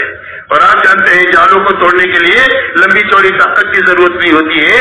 ایک جھاڑو کا پھرا دینا سارے مکڑوں کے جالوں کو ختم کرنے کے لیے کافی ہو جاتا ہے. اللہ آگ کا ایک لاوا نکال دے تو پوری دنیا مل کر کے اس آگ کے لاوے کو بجھا نہیں سکتے. اور اللہ زمین کو ہلا دے تو چند سیکنڈ میں پوری دنیا قبرستان بن جائے، کوئی اپنے آپ کو ان زلزلوں سے بچا نہیں سکتا. اس لیے میرے دوستو اللہ تعالیٰ نے ایک دین دیا ہے اور ایک دین کی محنت دیا ہے اور اس کا ایک کام اور اس کا ایک نہج دیا ہے اور اس کا ایک مزاج دیا ہے. جب کام اپنی صحیح شکل میں اپنی محنت کو پورا کر دے گا تو اللہ اپنی تائید ہمارے ساتھ کر کے اللہ تعالیٰ اپنی تائید سے دنیا کے سوئے ہوئے نصیب کو جگا دیں گے. میرے دوستوں ساری انسانیت اس تباہی کے دہانے کی طرف جا رہی ہے. اور آج دیکھ لو پوری دنیا کا حال یہ ہے کہ دنیا کی اکثریت وہ ہے کہ اگر آج قیامت قائم ہو جائے تو ساری انسانیت چند سیکنڈ کے اندر میں جہنم میں چلی جائے، کبھی وہاں سے نکل نہیں سکتی ہے. یہ پوری دنیا کی اکثریت کا حال ہے. 75% انسانیت دنیا میں وہ ہے کہ جو اللہ کو نہیں جانتی، آخرت کو نہیں جانتی، نبی کو نہیں جانتی. آج قیامت قائم ہو جائے تو ساری انسانیت مرتے ہی ہمیشہ ہمیشہ کے لیے جہنم میں چلی. 75% ایمان والوں کی آبادی وہ ہے کہ جو اکثریت وہ ہے کہ جو اللہ سے غافل ہو کر اور اپنے دین سے بے خبر ہو کر زندگی گزار رہی ہے. اس لیے میرے دوست اللہ نے ایک بڑا کام دیا ہے. اس کام کے بارے میں ہمیں یہ طے کرنا ہے کہ اس کام کا ایک مزاج ہے، اس کام کا ایک نہج ہے، اس کام کی ایک ترتیب ہے، اس کام کی ایک نیت ہے، اس کام کی ایک منزل ہے. اس سب کو سامنے رکھ کر صحیح سے صحیح کرتے ہوئے اور اللہ کے سامنے آنسو بہاتے ہوئے اپنے آپ کو چلانا ہے تاکہ اس محنت کے ذریعے سے اللہ ہم کو بھی بنا دے اور اللہ عالم کو بھی بنا دے کہ بھائی پورا مجمع اس کے لیے تیار ہے. اس کے لیے میرے دوستوں سب سے پہلے تو ہم پچھلی زندگی پر اللہ سے معافی مانگے کہ آج تک کام کے تعلق سے، کام کے نہج کے تعلق سے، کام کے مزاج کے تعلق سے، کام کی روح کے تعلق سے جو کمی کوتاہی ہوئی اللہ تعالیٰ اس کو معاف فرما دے. اور آئندہ کام کی جو بنیادیں ہیں ان بنیادوں کے ساتھ اللہ ہمارے لیے کرنا آسان فرما دے. اس کا پکا ارادہ کر کے اپنے آپ کو پیش کرنا ہے، پچھلے پر اللہ سے معافی مانگنا ہے. اللہ بڑے معاف کرنے والے ہیں. اللہ تعالیٰ اگر معافی مانگ لے ایک آدمی کے گناہ آسمانوں کو چھو جائے، ریت کے ذرات سے بڑھ جائے اور اللہ کہہ دے اللہ مجھے معاف کر دے اللہ سے، تو اللہ معاف فرما دیں گے اور فرمائیں گے. اللہ فرماتے ہیں کہ مجھے اس کی کوئی بھی پرواہ نہیں ہوگی کہ اتنے بڑے گنہگار کو میں کیسے معاف کروں. اس لیے میرے دوست اللہ سے معافی مانگتے ہوئے آئندہ کے بارے میں طے کرے کہ ہمیں کام کو صحیح کرنا ہے اور پورا کرنا ہے. کہ بھائی کیسے کرنا ہے، کام کو صحیح کرنا ہے، پورا کرنا ہے، رسم سے بچانا ہے، رواج سے بچانا ہے، اپنی منمانی سے بچانا ہے، اور کام کو اپنی بنیادوں پر لانے کے لیے جس قربانی کی ضرورت ہے اللہ سے مانگ کر تدریجی طور پر اپنے آپ کو اس سے آگے بڑھانا ہے کہ بھائی تیار ہے پورا مجمع، اس کے لیے ہمت کر کے جو تقاضے آپ کے پاس میں رکھے جائیں ان تقاضوں کے لیے اپنے آپ کو پیش کرو کہ ہم اس کے لیے تیار ہیں۔